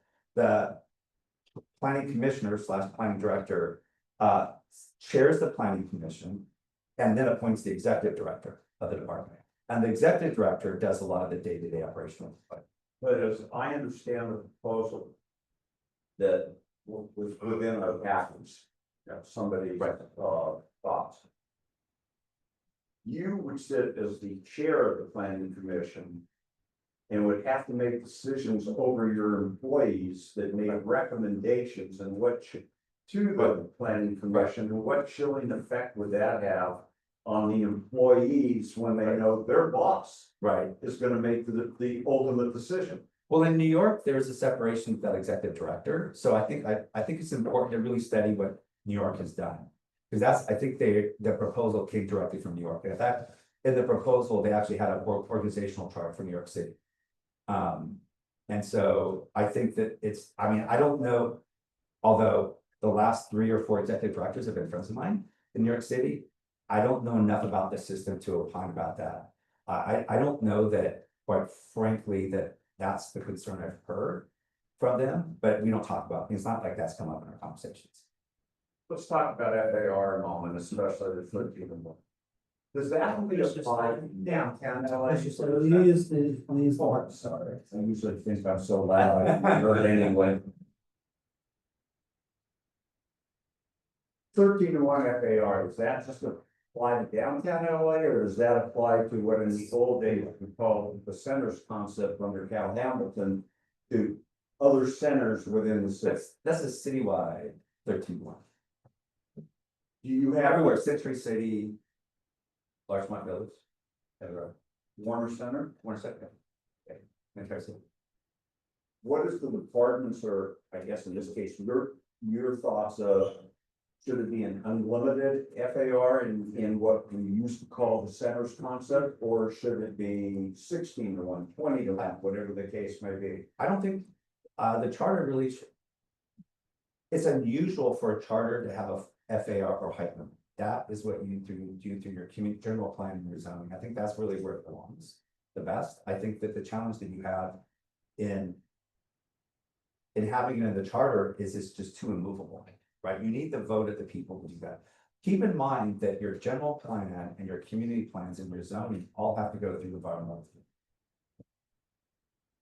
So your position is, I think, not trying to put words in your. No, exactly, by any means. We don't need to tackle that under charter reform. We just need to put that in the administrative code. And that's something that you need to study as part of the charter.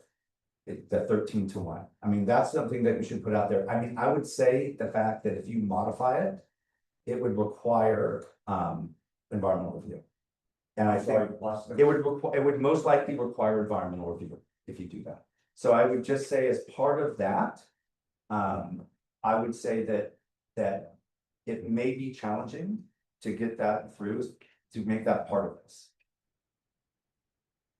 What Because that's because of just the time that you have before you.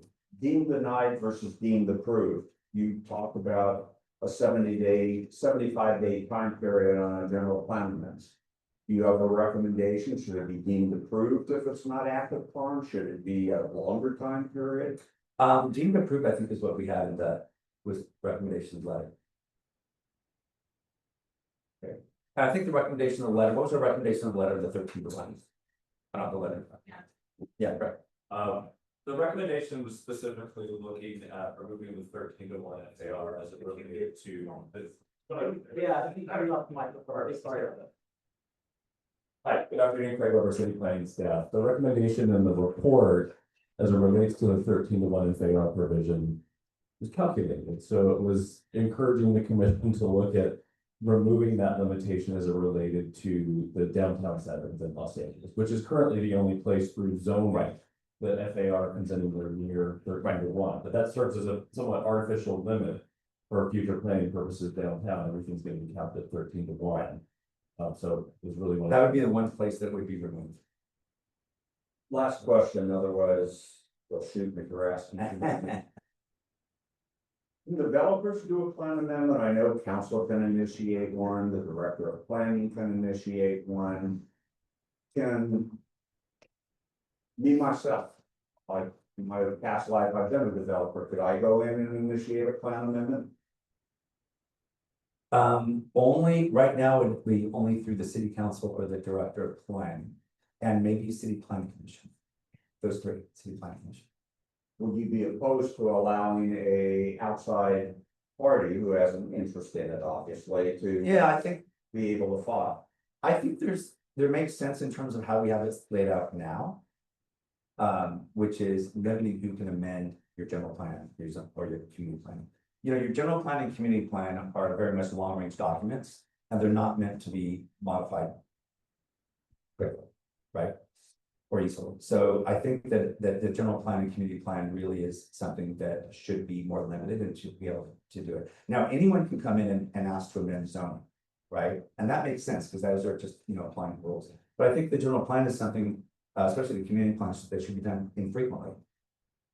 There's actually a lot of conversation several years ago. General law cities can only amend their general plan 4 times a year. And so there's a limitation, and that's meant so that the general plans are amending it as infrequent. Okay, I'll just have one final question, I'm sorry. What would you recommend for the commission to do about the long wait times? I'm just gonna use a personal event variance, but got a piece of property, but already zoned R3, right? Didn't need a zone change, right? Didn't need any variances, right? All I need to do is file a tract map, right? 3 years to get approval with no opposition. There's not one person in the community that opposed the project. How long ago was that? 3 years ago, 4 years ago. I don't know the specifics of that. I don't know if Lisa. Oh, I'm not asking for a specific, I'm just saying. Yeah. In the development community, there's a general. Right. I think moving things by right is the answer on that. I think the challenge that we have is really clarifying the rules. Making more things by right under the rules is really where we need to go in general. Like, I don't know the specifics of that track map, and I don't know the specifics about how that actually goes. But Lisa, do you have any?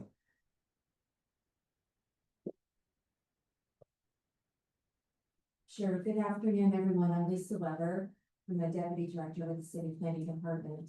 Over the past 5 years or so, we've really worked, and it was reflected in the presentation, where the majority of the applications that come to the department are administrative in nature.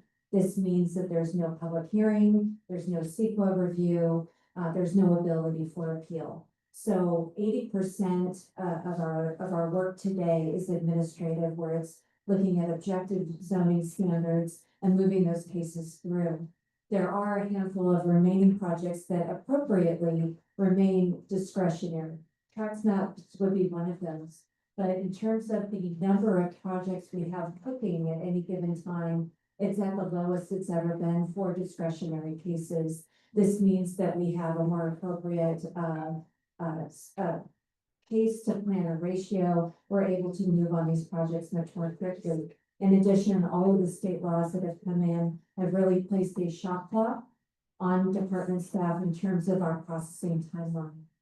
So right now, we are moving through applications very expeditiously. I have a question, well, I have two questions. So one is on the area planning commissions. There are gonna be, we've received already in written public comment and their presentation, sort of a spectrum of recommendations for area planning commissions. On, I would say, enhancing their authority on one side to eliminating them on another side. And I just want to make sure that I'm understanding your recommendations from your department are limited to the appeals process for area planning commission. Right.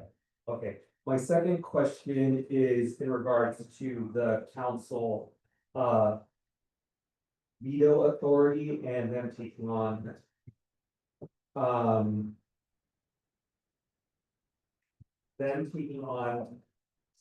becoming the body that is doing the, assuming the decision-making authority. You're looking at 245. Yeah, 245, correct. I just want to make sure. I understand your position in city government as well, but I want to understand, could you reiterate on 245 what your recommendation is? Yeah, I think it's in our letter, grab the letter with the. Fire with the. Right. Good afternoon, again, Craig Roberts, City Planning. What was addressed in the letter submitted by planning was somewhat focused as it relates to charter provision 245. This was really looking at clarification about whether the city council's role when a decision is, I'll use the vernacular 245, is to remand it back to the prior decision-making body or to assume the role of an ultimate decision-making body. So there, the recommendation was to narrow the role so that it is remanding action. Okay, thank you. Other commissioners? Commissioner Knapp. Thank you for your presentation. I had a quick question. It's my understanding that some neighborhood councils have their own land use committees. My question is, how closely does the LA City Planning work with neighborhood council, and do they interact, to your knowledge, with the APC or the CDC as well? We actually interact with them all the time, so. I think we just need- Yeah, neighborhood council, again, this is Lisa Weber. Neighborhood council has its own process. It's really distinct from our discretionary process. We encourage communication and testimony from the neighborhood councils. We'll often receive an impact statement from the neighborhood councils that's considered during the public hearing. Additional time is given to neighborhood council representatives that have submitted an impact statement so that we really understand the concerns and any conditions of approval that should be entertained at the time the decision makers are making their motion. Any other questions? All right, let's give a round of applause to our presenter.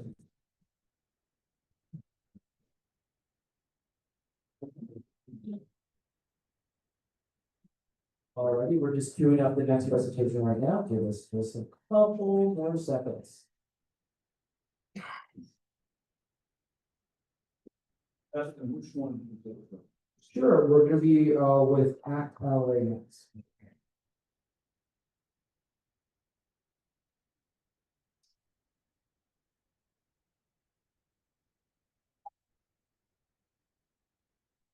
Four down, 3 to 0. Okay.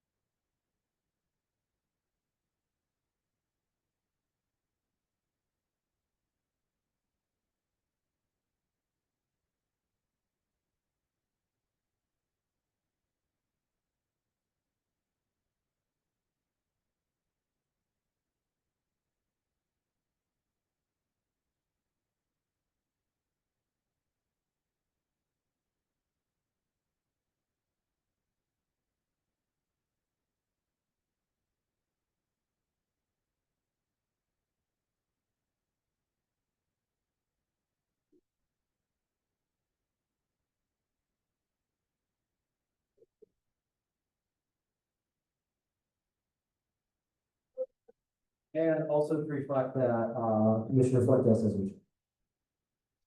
And I can use this to. Yeah. Here you are, here. Where's? No, we're not, so.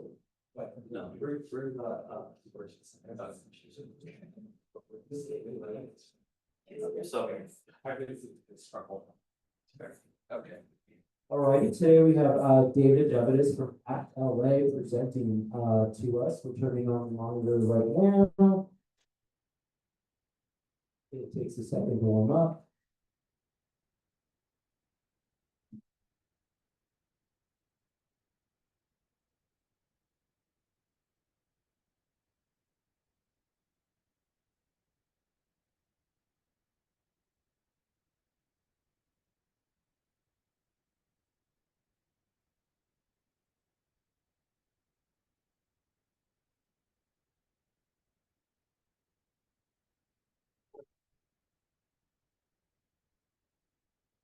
I want to two commissioners. Right, two commissioners to fix my. Slowly coming on. Okay. I don't know what this is.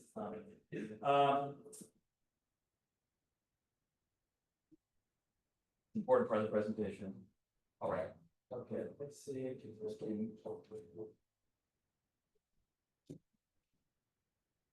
You just want to have used computer before. So that's your fault. Yes. There we go. Great. Okay. Hello, good afternoon, commissioners and members of the public. My name is David Levis. I day job on the executive director of LA Ford Institute, and a long-standing member of executive committee of Act LA, long-standing member.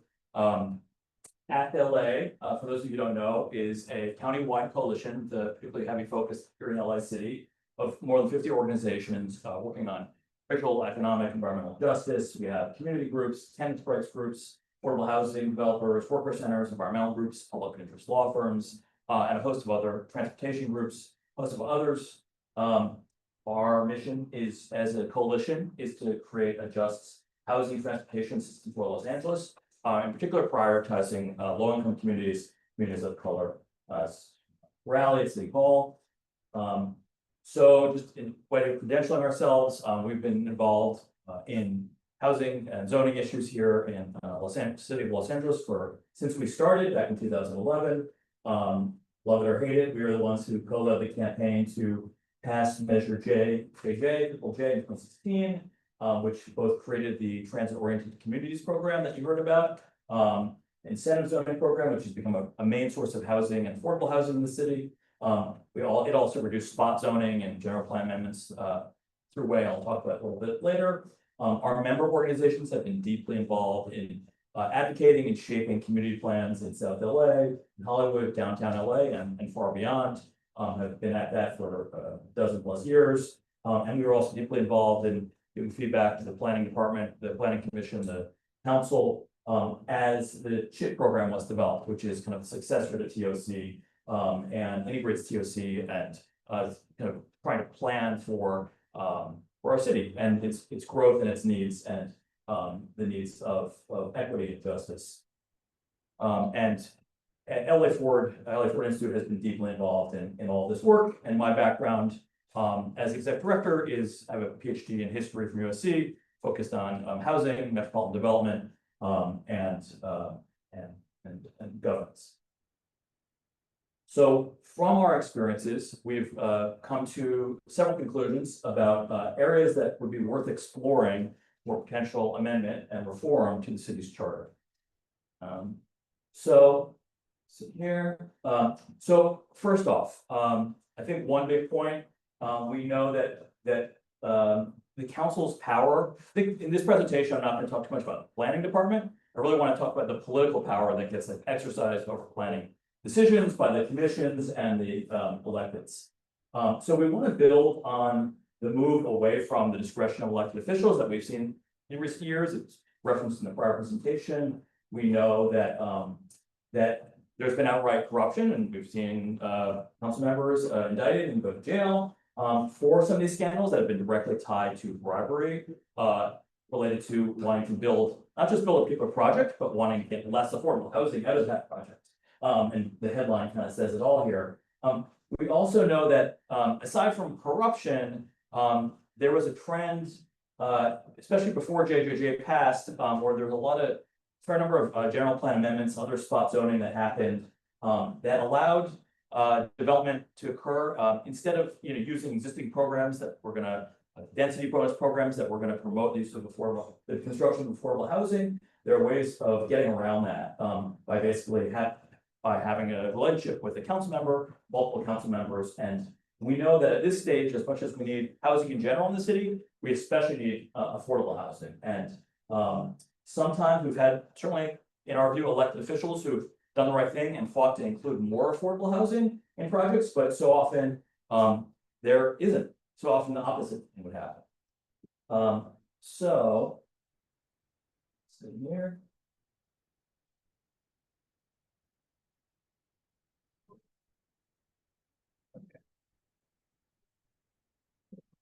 Okay. Okay, so before Triple J passed, it was routine for council members, or far too routine to approve site-specific upzones, in some cases general plan amendments, with no requirements for affordable housing. As passed in 2016, Measure Triple J mandated that any developments that required a change from general plan zoning or height district had to reserve a certain percentage of units as covenanted affordable units for low-income households. It also has some labor requirements. This program expires at the end of 2026 by design. It was a 10-year ballot initiative. And for all the strides that we've seen with TOC and other programs, there's going to be a temptation if you're a developer, and developers serve an important purpose. But excuse me, could you just explain what TOC is for those that don't deal with it? Sure. So TOC is transit-oriented communities. I believe the prior speaker referenced it, and it is a program of incentive zoning, in particular near transit, so that you can get a certain amount of you can get more units, you can build more densely. If you include a certain percentage of affordable, you can get, in addition to more density, you can get other reduced requirements for setbacks and other kinds of things that such as that. So how do we have these new incentive programs, we have these new zoning programs. How do we ensure that developers are using them as intended? And one way to do this is to think about embedding some of the requirements of JJJ into the charter as a means of discouraging the spot zone.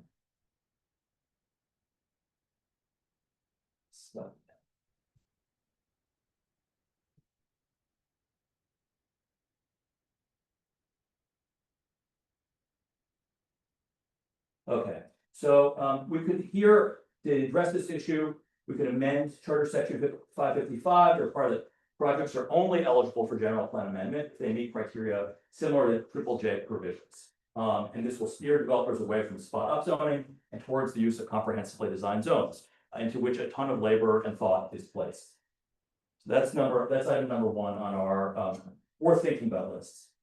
Number two, we want to think about other steps to reduce opportunities for corruption by reducing some council discretion.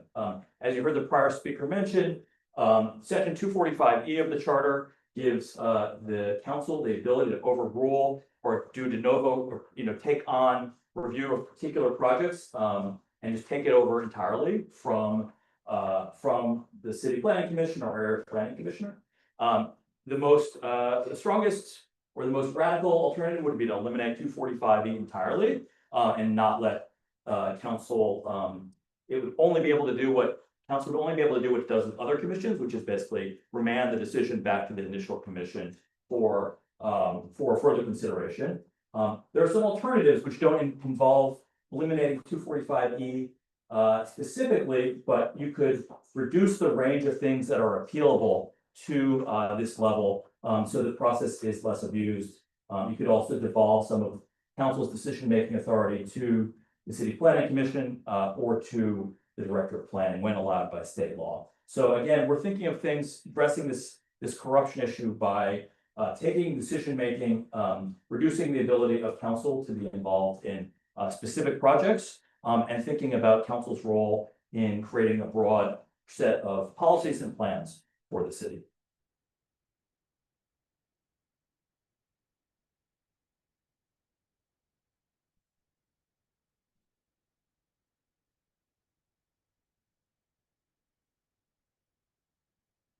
So on the note of strengthening council's ability to set planning policy, we know that there's many things we can think about doing to strengthen their ability to do that. I think one in particular, which is relevant to planning, it's also relevant to the city council's power in general, is that currently, pretty unusually actually among major American cities, the city council relies on the city attorney's office, which in Los Angeles is elected, to draft legal language for all its ordinances, including ones related to planning, housing, zoning, community plans.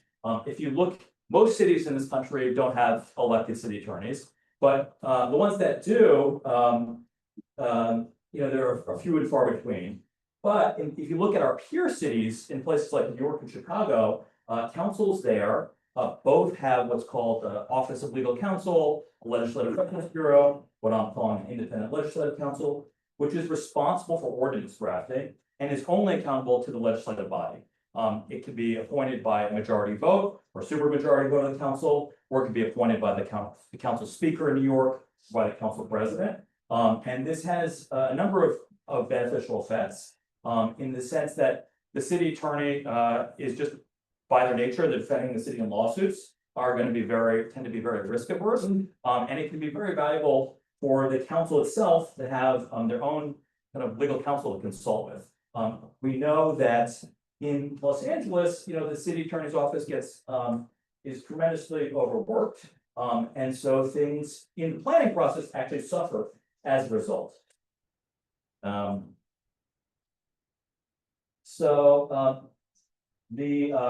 We've seen that, and to be frank, there's the city attorney's office. This is not limited to current day circumstances. It's an ongoing issue where sometimes ordinance for language related to housing or other things that comes back from the city attorney doesn't reflect the specific instructions given by city council. Sometimes the city attorney's office delays the production of ordinances. And we saw that with the downtown LA community plan. Many of ACLA's members were very interested in getting this thing passed, and it just sat in the city attorney's office for months and months and months. A potential independent legislative council could be housed in the Chase Legislative Analyst Office, or it could have its own office appointed by the vote of council. Additional reforms to enhance accountability. So in general, if we think about planning and the whole range of structure of LA city government, too often commissions function as frankly as a fig leaf for who is really making the decision. When it comes to planning, we see the example of the Transportation Commission acting against the full vote of council to deny the transfer of a parking lot to an affordable housing developer. This has resulted in lawsuits to delay of affordable housing. It's not clear under our system of government necessarily it should be clear who has control over the disposition of land for development, city-owned land. It is sometimes not clear. And so I think an area that may be worth exploring is a charter amendment to clarify that commissions don't have power, none of them have power over the disposition of city real estate or land, other forms of property. It may be worth exploring where are there redundancies in commissions that obscure accountability. That said, the City Planning Commission is really too important to it does such important work that it should not be considered it for elimination. So we would suggest that we consider on the model of the ULA Citizens Oversight Commission, putting in place requirements for specific forms for expertise and experience. That right now there's very little guidelines about who can be appointed to this commission. It may make sense to explore having folks with economic development experience, having particular housing experience on this commission, so that they're equipped to do the best job possible. A couple other ideas I'll leave you with, which we could explore at a later date.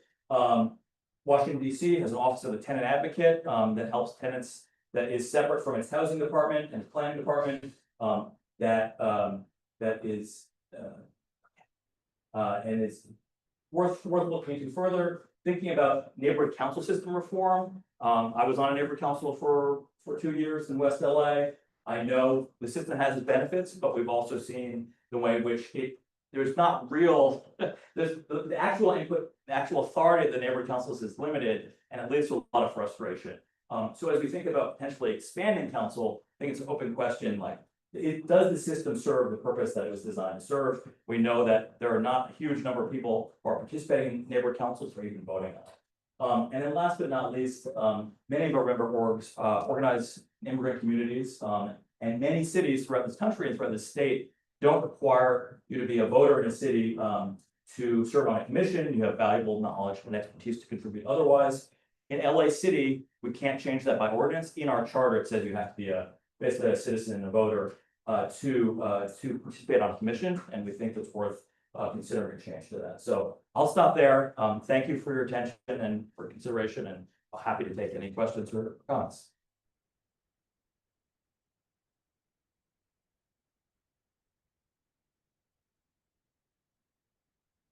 Commissioners, any questions? Yes, Thank you, sir. Appreciate the presentation. You mentioned about the issue of 345s. Yeah. And this is the remanding of decisions, and the council taking over authority for decision making. And you talked about sort of the abuse of that and the limits that puts on some of the objectives you're pursuing.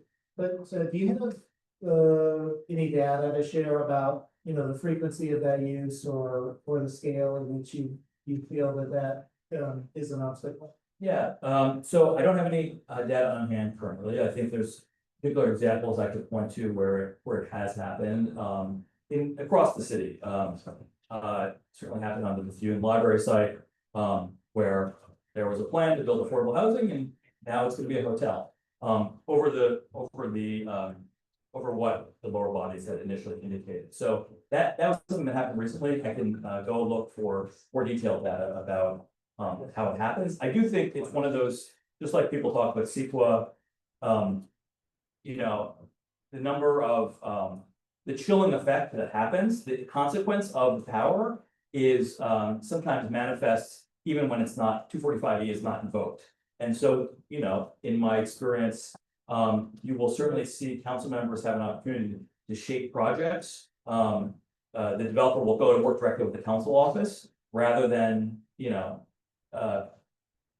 because they know if they do need any kind of exemption or change, it could be their authority, could be their ability to get that change could be taken away by council. And I think we have certainly, I think the LA City Council, for better or for worse, has a culture of deference to individual council members in which a project is so supposed to is happening, is scheduled to be built on. And so maybe, council district, I'm gonna make up a number, maybe council district 14 doesn't like what's happening in council district 12, but they're certainly not gonna vote against what council district 12 wants to happen, because they want the same kind of reciprocity shown to them. And I think that doesn't always lead to the best outcomes.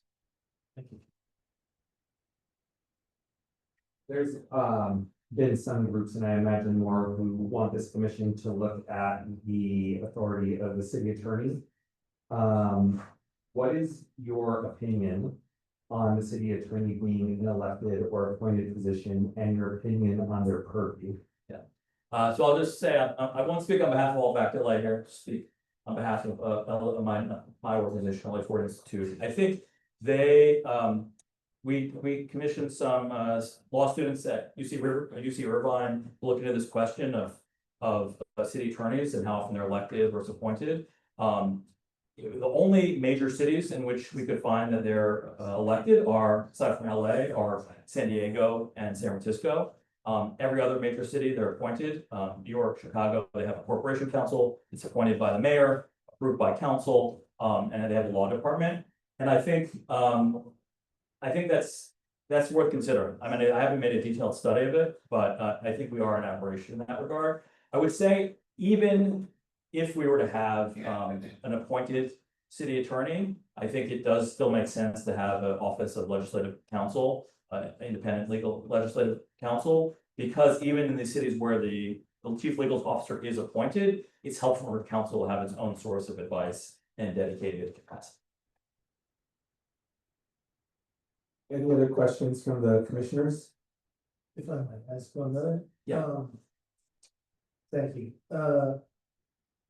You mentioned about other commissions and the possibility of eliminating commissions unless they do real work. That's your slide indicated. I guess I wanted to get a little more thinking about that in terms of, you know, what would be the lens or criteria if we started to identify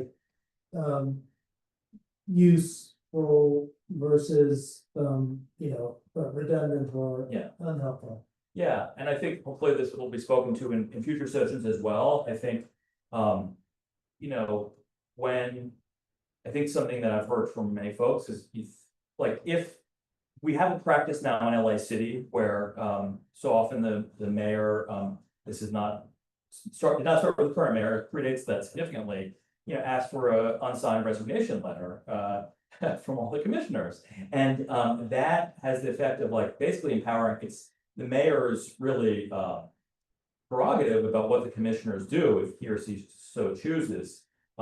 So for commissions, to my mind, like if you think about the police commission, for instance, like why isn't the mayor directly hiring and firing the police chief? I think if you look, I think that's one case where like an incredibly important commission. And there's other commissions like the Board of Transportation Commissioners. It's very hard for me to say, what do they actually do?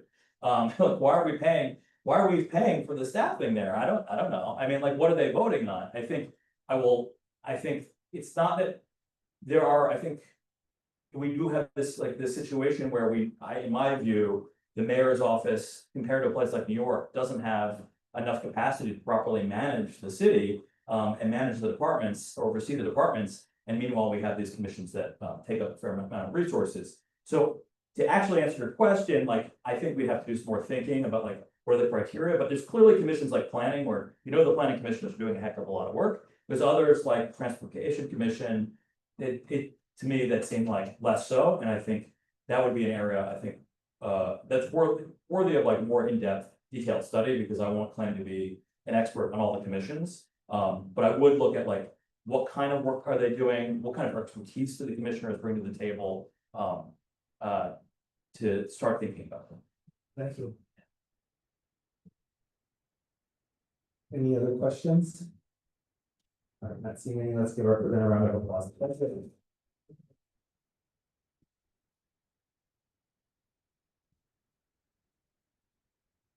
Alrighty, two more to go. We have today with us from Abundant Housing, Executive Director Aziz. All right, good afternoon, everyone. Oh, it's gonna be great to be out here. It's a little, yes, yeah. All right, good afternoon, everyone. Members of the commission, thank you for having me here today. My name is Azim Khan Malik, and I am the Executive Director of Abundant Housing LA. Just a little bit about us. Abundant Housing LA is a nonprofit advocacy organization. We look to solve our region's housing crisis by advocating for more housing at all levels of affordability, all throughout LA County. And just, you know, a little bit about where we come from. We envision an LA County where everyone has access to a home they can afford in the neighborhood of their choice, without the need to rely on a car. So we are a housing focused organization, but we are also urbanists as well, and look to build dense, interconnected, walkable, transit rich communities. We do this through 4 core programmatic areas. We do a lot of policy research and advocacy, mostly focused on housing production, housing supply, permit streamlining, things like that. We have a robust educational program for members of the public. We do a lot of community organizing. We have 17 chapters all across LA County. Several of them focused on communities in the city of Los Angeles. And lastly, through an affiliated organization, we do some political organizing and electoral organizing to support pro-housing candidates for local elected office. Okay, so uh-oh.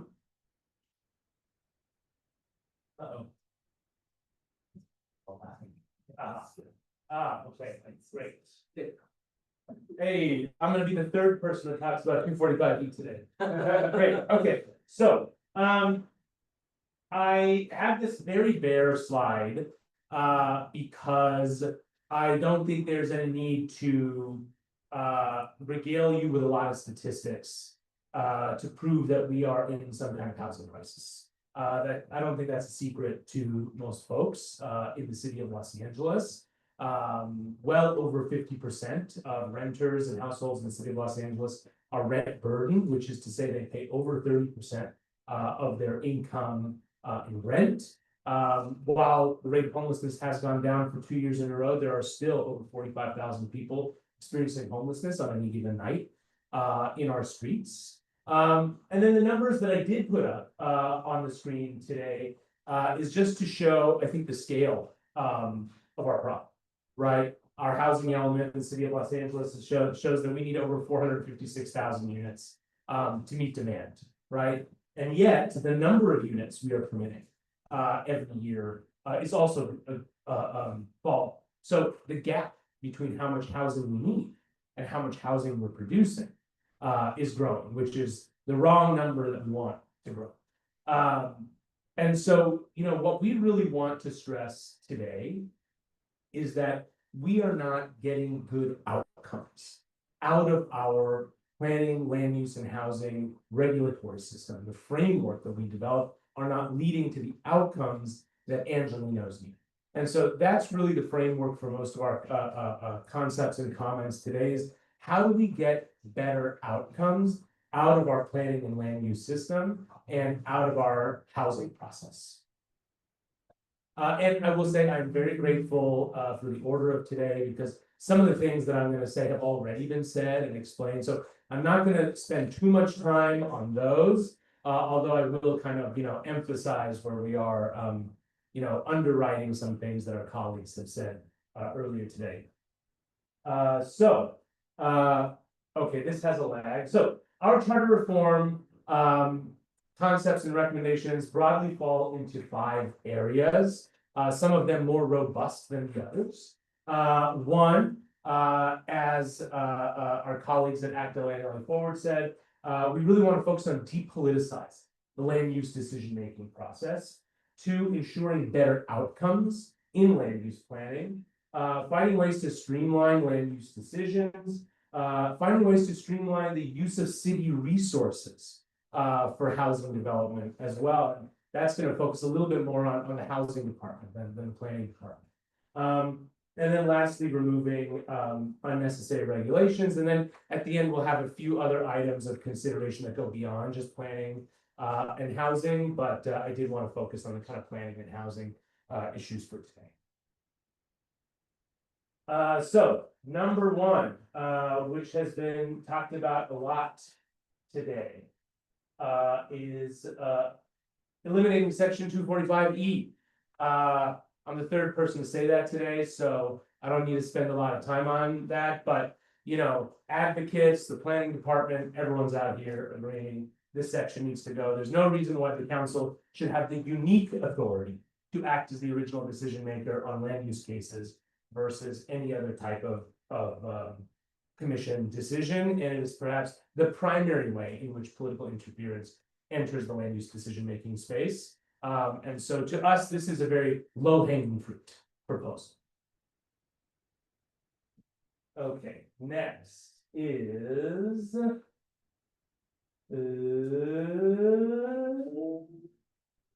all right.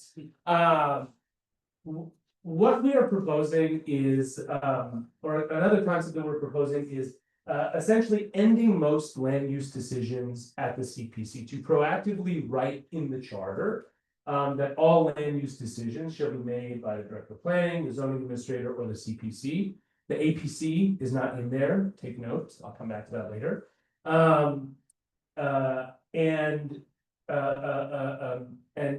Proactively state that the city planning commission is the highest appeals body for land use decisions. Right, and that the council should only be making decisions on zoning ordinances, general plan amendments, zone changes, or any appeals required by state law. CEQA appeals by state law are required to go to the legislative bodies and subdivisions and things like that. So there are things in state law that require a city council decision. But what we are looking to create is a rules-based approach to land use and decision making, not a political approach. Right, the council sets the rules by adopting the general plan, the community plans, the zoning ordinances, and everything else should be the purview of staff to conduct public hearings and make decisions based on their expertise.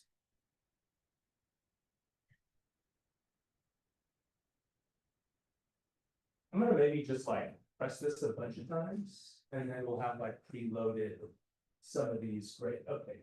What's next? Yeah, yeah. Okay. All right, great. There we go. So, next is, and I mean, I think that there's some fair argument to say whether something like this belongs in the charter or not, but I would argue that it does, is to also create a charter mandate, that most housing projects be approved ministerially or administratively, without any kind of discretionary approval, with objective zoning standards applied. So, you know, there are different thresholds that we can create. I suggested one here, perhaps projects under an acre in size, projects under 100 units. The specific threshold could certainly be argued about, right? But again, what we want to get to is a rules-based order, right? In which we're saying, here are the rules. If you follow the rules, there's no need to have a discretionary process, especially for something that we critically need in this moment, which is new housing development all across the city. And I just want to say here, I'm not saying other projects can't be used, right? Just that most housing projects should be used. Wow, still on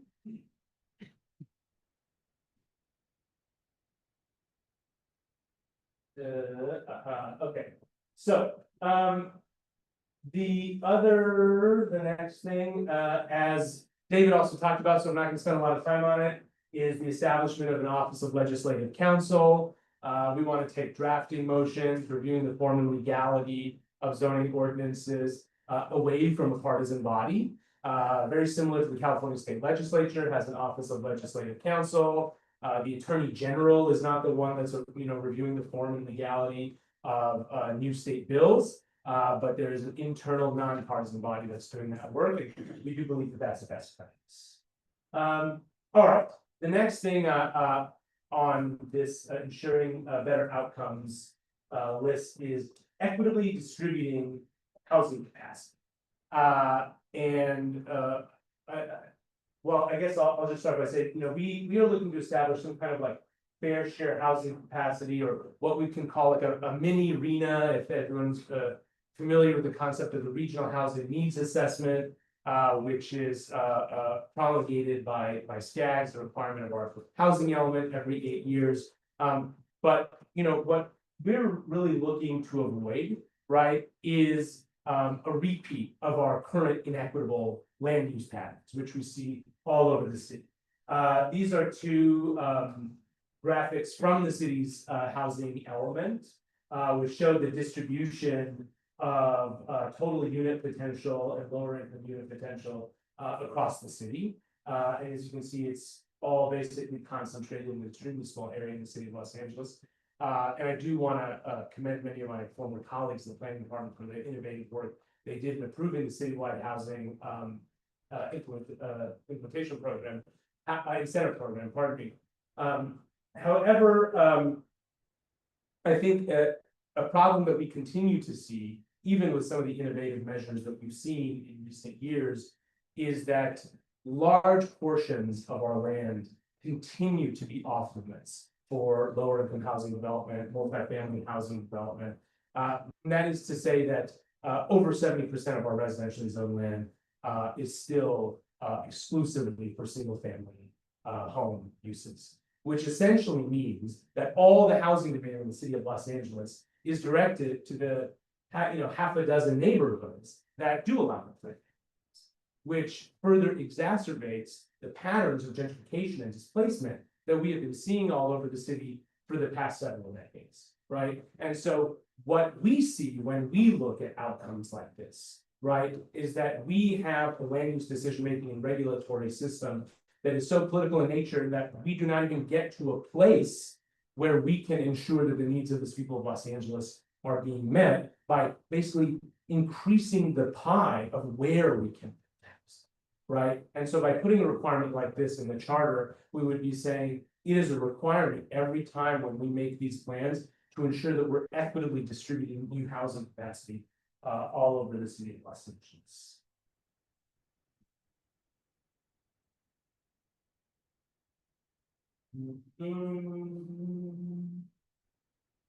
Okay. So, and another kind of proposal in the same vein is to also require in the charter that the general plan and zoning code essentially provide sufficient zoning capacity for existing and future housing demand through base zoning. A lot of the way that we have increased density over the past several years in the city of Los Angeles is through incentive programs. And these incentive programs generally, again, only apply where multifamily housing is already allowed, right? So again, we are re-emphasizing and reiterating the same inequitable land use patterns that have gotten us to this place in the first place, and not dealing with the base zoning that is really the culprit of our housing crisis. And so we look to the charter to provide a proactive requirement that we rectify that. And another one, ensuring better outcomes is reducing the number of community. So we have over 30 community plans across the city. Some of those community plan updates have started in 2018. This map here is from the City Planning Department's website, and it shows I think the great way the City Planning Department is approaching updating the community plan process, which is by batching many of them regional, right? And so, we are already, the department, the city is already thinking about many of these community plans as regional units. And so we see an opportunity here to kind of streamline that process a little bit. And so I don't know, we said 20. I think that number is as arbitrary as 34. The specific number can certainly be discussed later. We are also proposing a proactive requirement to regularly update the general plan land use designations and zoning designations throughout the city, perhaps every 20 years. Many of our community plans are nearly 30 years old. And with a 5 to 6 year timeline to update each one, we're looking at perhaps really, a 40-year time frame between updates of general plan land use designations, and cities tend to change a lot in that period.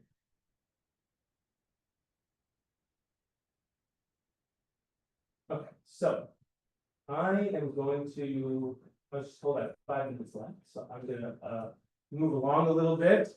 This is something that David also talked about, is establishing experience requirements for the CPC. I won't go into what we're exactly proposing. And another one, ensuring better outcomes, is requiring some kind of binding for new land use decisions or general plan amendments. That would require both the CPC and the council to grapple with whether these decisions are ensuring basically outcomes that create abundant housing. No pun intended, for the people of Los Angeles. Eliminating area plan conditions. We are looking to streamline decision-making.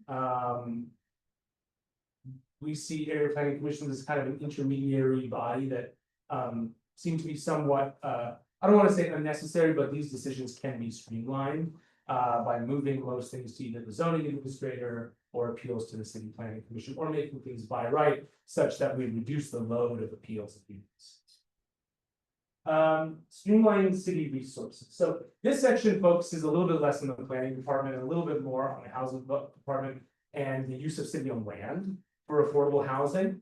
And so here we suggest periodic assessments of city-owned land to identify vacant and underused parcels with some kind of reporting to the mayor and the housing department. And then providing LAHD or the housing department with the authority they need to carry out these developments. Currently, as it is, every step of the way, the housing department needs to return to council to approve an exclusive negotiating agreement, then a disposition agreement, then the ground lease, then the next thing, then the next thing, rather than essentially approving something once, right? And then allowing staff to move forward from there. So we're just giving LHD that proactive authority to move forward, approve any contracts and things like that.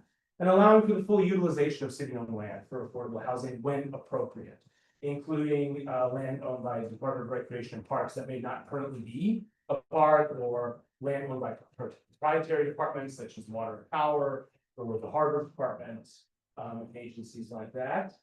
Providing LHD with the authority, notwithstanding any other provision of the charter, to approve contracts and funding agreements for loans for affordable housing department, which as it stands, the department needs to go to the council for multiple times throughout the funding and approval process. And lastly, we are one of the largest cities that contributes nothing from our general fund to affordable housing. We rely on fees such as the linkage fee or special taxes that we pass, like Prop HHH or Measure ULA. And so we are recommending, perhaps a 0.5% or 1% of the budget being dedicated to affordable housing every year. And then I do want to emphasize the call of our colleagues, the planning department, for removing section 104 of the charter, which restricts floor area ratios citywide. We just think that kind of thing doesn't belong in the charter, right? That can be a decision that's made by the and then some other considerations that we just wanted to bring up. As David said, consider making Measure JJJ general plan amendment requirements permanent. This is not really housing and planning related, but I do want to stress the urgent need to expand the size of the city council. We also support the unappointed city attorney.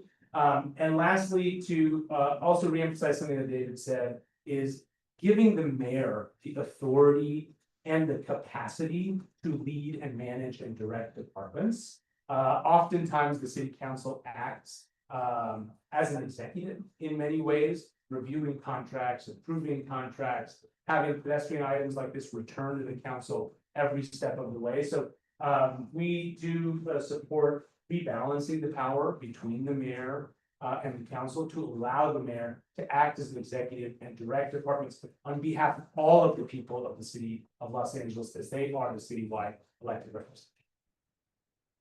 I'm pretty sure that was it. So thank you very much, and I'm open to any questions you may have.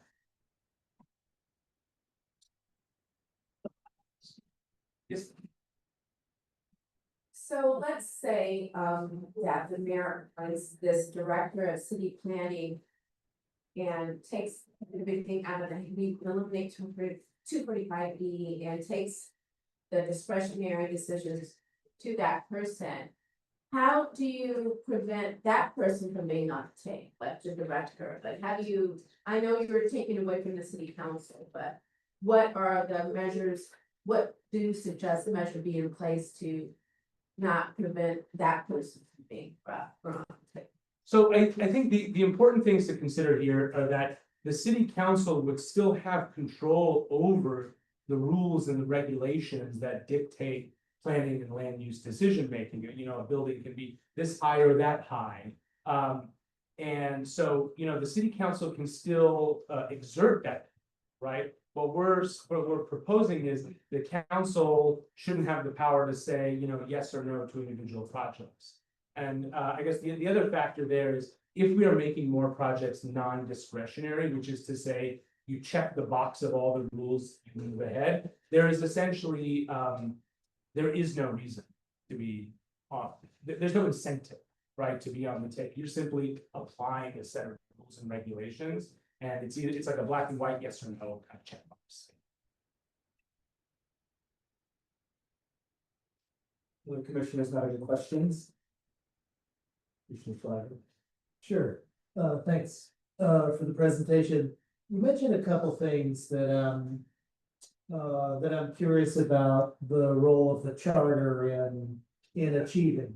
So you mentioned sort of like this ministerial threshold.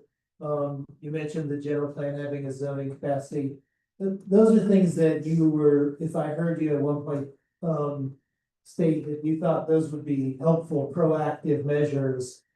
Or are there, like the FAR, are there also elements that are in the charter now that need to be adjusted? So is this, are those couple of things, the ministerial thresholds you're talking about, the inclusion of minimum standards in the general plan, are those already in there to be adjusted, or are you saying those are solutions to the problem that the charter has a role in? Yeah, that's a great question. So the lab, those are concepts that we are proposing be added into it. Thank you. All right, seeing no additional questions, let's give our presenter another round of applause. Thank you very much.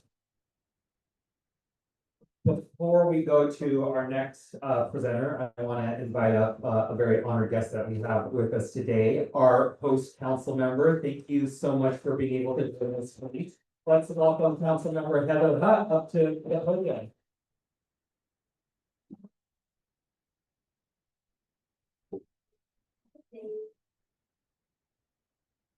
Good afternoon, everybody. Welcome to the 10th district. Welcome to our beautiful Baldwin Hills Library. I bet you didn't even know we had a community meeting space. I did, because I used to bring kids here. And as you can see, it's very active. I was just looking over at the whiteboard where it said hand painted taper candles at 3:30. So it's a space that we utilize, and I've recognized just by coming here with a big group, we need more parking. Or I should have caught the bus, I'm not sure which one. But it's an honor for me to be here to welcome you.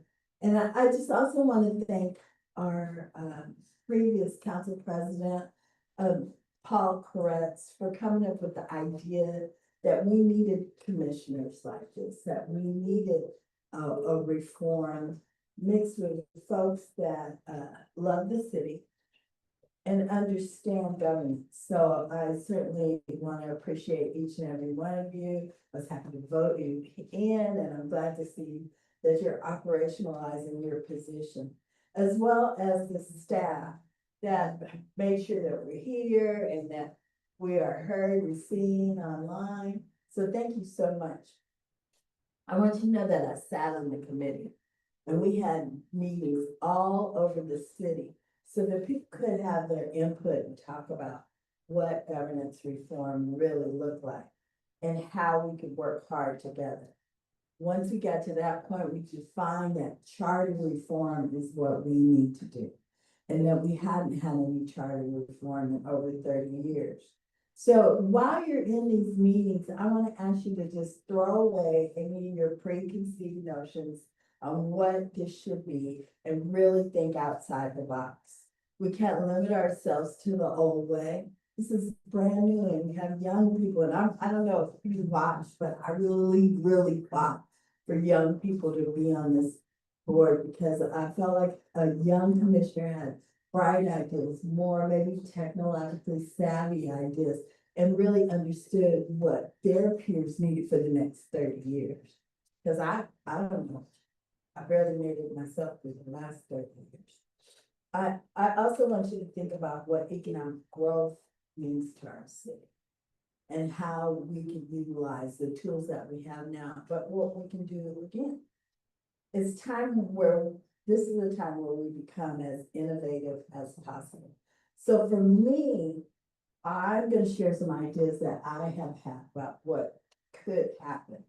And that's really increasing our parks and recreation spaces, because what we learned during pandemic is that our children got something that I call diabesity. Diabetes and obesity mixed together, because they weren't outside, because they weren't coming to the library utilizing a space like this. So we have to think about ways that we can look at our budget and use a formula that will increase those bases, that also include property management and maintenance. I also want you to think about something else. Asphalt, right? As a person, as as soon as you start driving, you feel a pothole. You're like, oh God, why don't they do something? Well, in the city of Los Angeles, we make our own asphalt. We make the best asphalt. It is the one that is probably the most environmentally sound. And we could be selling it to increase revenue for the city. So just think about that. That's a charter movement that we could bring in revenue where we've never seen revenue before. Fix what we have in our own streets and share with our nearby cities, as well as tree mulch. I'm really like thinking about the daily thing that I hear from constituents. We got potholes, our trees are about to fall in. But when we trim them, why aren't we utilizing what we get? So just think about things like that. Recently, I introduced a motion that you all should look at. It includes a transportation capital improvement plan, better coordination between Public Works and the Department of Transportation, as well as a related motion that will potentially get on the 26th ballot about an infrastructure bond. I'm excited to see what comes out of these meetings. I was just giving you some of my ideas about how we could utilize what we have already. But I'm happy to see that you're all getting together to create a better future for Los Angeles. I want to let you know that I stand with you and I'm ready to work to create this great city that we all love. And I want to remind you to be active listeners to each other and remember why we do this work. Each of you has valuable input, and he signed up for it. You like it? Yep, I'm gonna do it. So I appreciate that. And thank you for stepping forward for the people of Los Angeles. And I look forward to doing this important work, having greater discussions and making decisions with you. Thank you.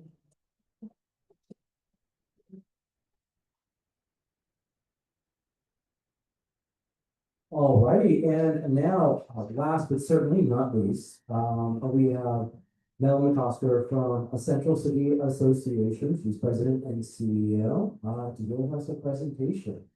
We've heard a lot about Central City and downtown, so we're looking forward to this. Thank you, Justin. Thank you, commissioners. I just want to echo the councilwoman. What a thing to do to sign up for. I was feeling sorry for myself as I looked at my calendar today and I looked at your agenda for the day. And I have the unenviable position of going last, but a kind of a privilege to be able to say ditto, ditto, ditto, a lot of what has been said. And I think that's a testament to some of the ideas that are coming out, especially around land use, decision-making and planning, is that there is a broad swath of organizations who in some ways collaborate, but in other ways represent different constituencies, all saying the same thing. And I do want to ditto what the Councilmember Riff mentioned in terms of the CIP. I know there was a presentation earlier today on infrastructure planning. That is not the focus of my presentation today, but it's essential. What I wanted you to know about CCA is that we, as I figure out how to advance, which has been a fun challenge for many, right? I'm not the last to figure this part out. Okay, click. Space bar. Space bar. There we go. That's another one. Let's do that. Why not? Okay. Central City Association, or CCA, is focused on downtown Los Angeles by nature of our history. We have about 300 members who are focused on downtown as an example of the way in which the city is thriving or not, right? Downtown is the heart of our city. And so in order for the rest of the city to thrive, so does downtown. We provide a vision for the future of Los Angeles. We want to advance comprehensive solutions to housing and affordability, make downtown a place where anyone at any income level can live. make it an enjoyable experience for employees, residents, and visitors, and support and attract businesses there. And we think about downtown as a lens for these issues that are important across the city. As has been mentioned, and as much as I know you know this is a huge, huge moment to address some of the intractable problems that we face and the way in which our charter and our structure of our city fundamentally allow us to really make meaningful strides in the most difficult challenges around homelessness, housing affordability, transportation, public safety, parks. I know it probably is overwhelming, the number of things that are being presented in front of you, but I know you are contending with the fact that this is a moment to address some of these things through the charter itself. I want to address, and I'm gonna try to not repeat too much because I've had a chance to catch some of the prior presentations, but sort of presented in a way that adds additional insight. As we think about the challenge of zoning, land use, decision-making power, we really at CCA sort of see these two tranches, right? These two categories of what's wrong right now structurally. The first is that we have outdated codes, community plans, right? It doesn't reflect the economic realities of the day that allow for financially feasible or market responsive projects. And too many deviations are needed from those plans, which opens the door to incredible discretionary review and this power that council has over projects. And the balance of these two and the way in which they interplay mean that we're not able to fulfill the requirements that we have, right, to build housing across the city as we should. This is an oversimplified, if you can believe it, map of what often happens with projects. So if you have a residential project that you would like to propose, and the first thing is that it goes to a city planner. Their decision or their assessment, their intake, right, determines whether or not this project could be happening by right or ministerial, as the word has been referenced. And it's great. You get to go on the fast track. You have no waivers, exemptions, or variances needed. This is extraordinarily rare. Far more often, what we're seeing is this very complicated series of steps in which all of these bodies, right, there's not an attack from CCA on any of these bodies, but are giving different assessments, different requirements, are very subject to subjectivity in how they review this project. And at the end, sometimes we don't even see that project come to fruition, right?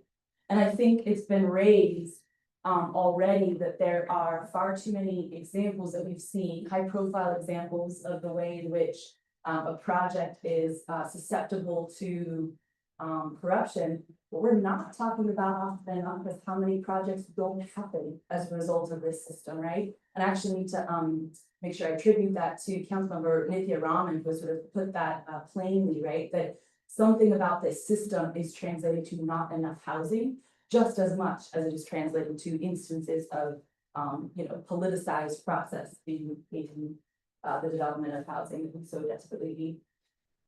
So what does this mean? It's harder to build. It drives up prices of an already short supply of homes. We don't see alignment between infrastructure capacity and then the projects that are getting built, and investors are leaving. This is true for many of the CCA members that we work with. They are no longer building housing in the city of Los Angeles. It is far too difficult. I just heard another story of 8 years from beginning project at inception to even just getting to the starting line. 4 different council members over those 8 years, right? There is something wrong with the system that we need to address. And again, it is not a matter of attacking any individual entity that reviews these processes, but more taking a step back and looking at the structure itself and how it could be much more streamlined. The community plan concept has been raised quite a bit. This is very personal to CCA in that it took 10 years to develop the downtown community plan. I need to give tremendous credit to some of the planning folks who are in the room for their work on this incredible plan. But there are not enough guardrails in place to say community plans should not take so long, because by the time they are adopted, they may or may not be relevant anymore to the environment in which we're trying to operate, right? Downtown is critical to the city's tax base. It's key to our housing. We know we want to build more in these high density areas. And so this is just a case study of one of the ways in which long range decision making and planning need to be addressed. It's simply unacceptable for a community plan to take so long to create. Our goals for reform, so what we would like to see is very similar to what has been said. Updated community plans set on clear standards for project approvals. We need to reduce opportunities for discretion and subjectivity. Increasing technical expertise has been raised in a couple of different ways in prior presentations. And much faster timelines for approval. I will say, I think 245E has been raised a couple of times as a way to, you know, its complete elimination. Other ideas though are just ways to put guardrails up, right, against this discretionary review process, or think about those two buckets, right, of really market responsive code matched against, sure, some potential involvement of a council member in the planning of a project within their district, but enough guardrails in place such that we can still move a project along that is already ministerial by right. So setting firm deadlines for city council to act on projects, we see this in other cities. Automatic approval of projects if council fails to act. Scheduling long-range planning tools for hearings. So some of this like automated kind of shot clock approaches work in other major cities like Los Angeles, and allow for that housing to get built in a way that doesn't mean it takes 8 years to even get to the starting point. Enhanced expertise has been raised already. Formal roles for academics and experts on the city planning commission. I think there was a question already discussed here about, you know, alignment of the director of planning and chair of the city planning commission, right? There are very good examples of sort of combining those two bodies so it doesn't look like that highly complicated map that I shared on the second or third slide. I do think these are very essential systems to look at. And that's it. It's nice to go last and nice to go in a way that summarizes so many of these important points. When CCA weighed in on this, we put out, and I think it's been provided, a full scope governance reform report that looked at other items, right? I know that this commission is taking up size of council, what to do around ethics considerations and potential removal of a council member. But I wanted to make sure we focus today on this item at hand, and so I am open for questions.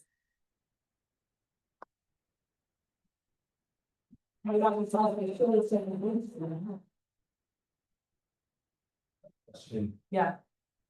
In your opinion, and based on your breadth of experience in the city, you know, 245E, it seems like there's, at least from presenters, you know, a consensus on revisiting it and modifying it. Obviously, we're going to provide recommendations to council on 245E, which they are also going to have an opinion on. Yep.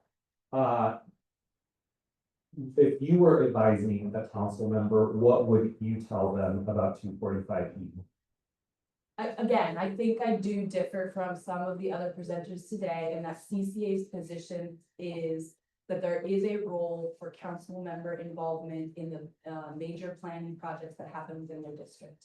How we set up guardrails around timelines and appropriate structural review of that is essential. And so I would say there are members, and again, we should try to sort of separate this process, right? And thinking about the future of the charter from the current body that exists. But I think it is in everyone's best interest to wrest some of that from individuals so that we can make the best decisions for our entire city. I don't know how diplomatic that was. Yeah. It's essential. Good answer. Yep. Yeah, thank you so much. Similar to my question in the last, presentation around the role of the charter and some of the solutions you're proposing. Especially around sort of the need to update the zoning in order to remove some of the discretionary, need, right? So I guess I'm looking to see if we already have on the table, or if it's just something for our further deliberation. What the role of charter is in helping bring some of these outdated aspects into the modern era. Yeah, the charter really governs, right, structure of CPC, structure of planning, some of those themes that have already been made up. I think that it's been put forward already that there are opportunities to add to the charter, right? Or to think about, again, I wanna sort of offer a potential balance, right? If community plans are up to date and if there are really stringent shot clocks by how quickly they need to be adopted and finalized, and then they are well used, there isn't such a focus on discretionary power, right? It's back to that very first sort of paradigm, right? Strengthening one enables sort of a balance of power on the other. And so I would rather us focus on, or excuse me, this is your task, right? I think there's tremendous opportunity to focus on updated tools, systems, and structures in a way that doesn't necessitate constant routing to a discretionary process, right? Which again, planning, various departments are not at fault for this, right? It's a mechanism by which the too many bodies, some of them are mayoral appointees, some of them are back to council, right? Have these decision points that slow down housing development, and by the end, make it impossible for the simple math problem to work, right? In a way that also hinders affordable housing, market rate housing, every type of housing that we need across the city. I don't know if that totally answers your question, but. Well, I don't think that, that there's a simple answer, so I appreciate the perspective is entirely appropriate. And I think that's part of our charge is to determine, are there elements of the charter itself that, can help propel the vision you're speaking to. Thank you.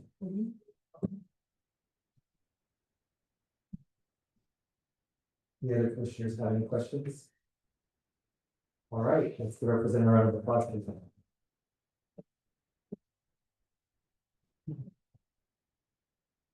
Okay, I think we need a motion to receive and file all the presentations that were before us today. Can I get a motion, please? All right, that's Commissioner Andrade with the motion. Is there a second? Second. All right, Commissioner Fuentes seconds. Is there any objection to receive and file our presentations from today? All right, seeing none, so ordered.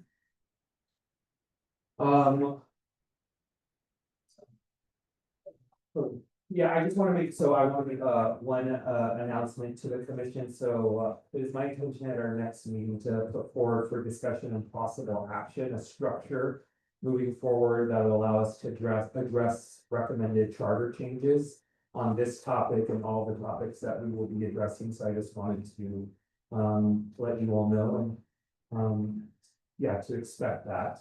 Do any other commissioners have closing remarks? Will that be reflected on the agenda? It will, yeah, thank you. I would like to see, I think a little bit more of a detailed plan with outreach, tracker if possible, just to make sure that we're on track and that what we're implementing is working. I had a couple rounds with various departments in the city just to get that contract moving. So I can't really put them to work until I get the city to execute the contract. And even today, I moved it as, I think it's set further, so we're getting there. Okay, thank you so much.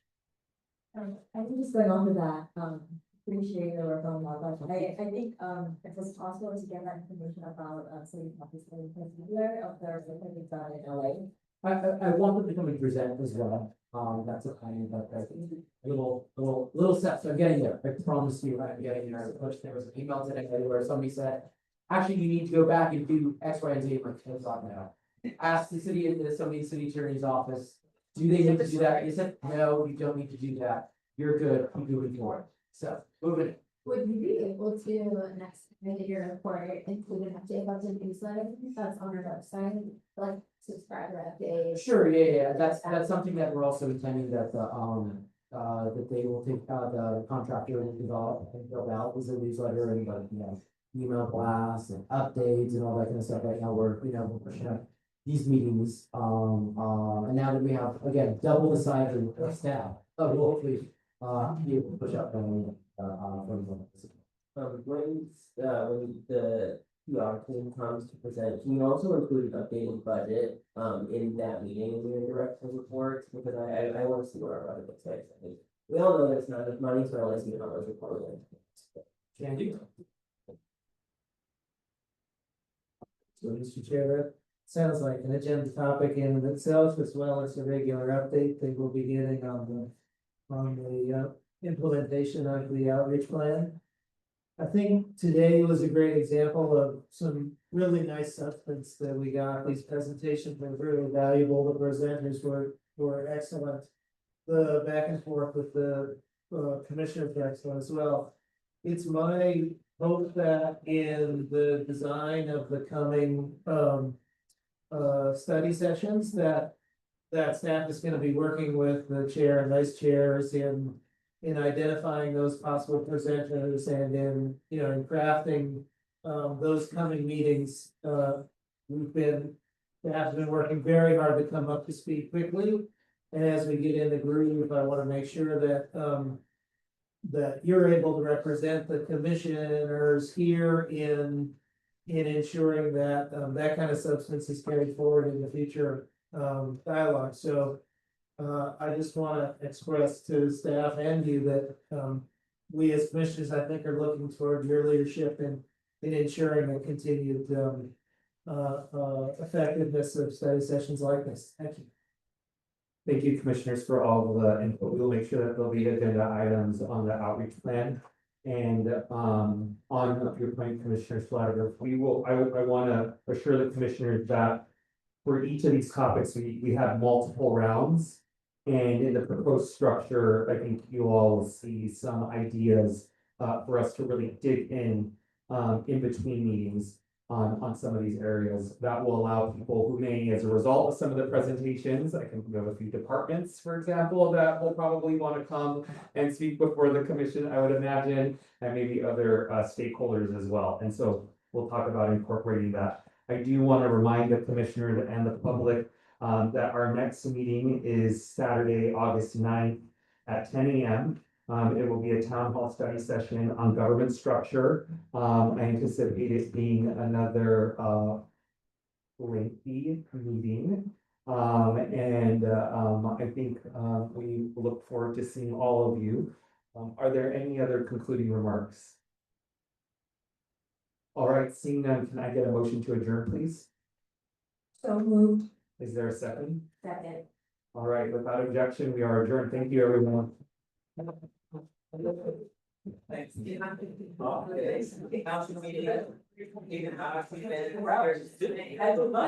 As mine, well, no, yeah, 21.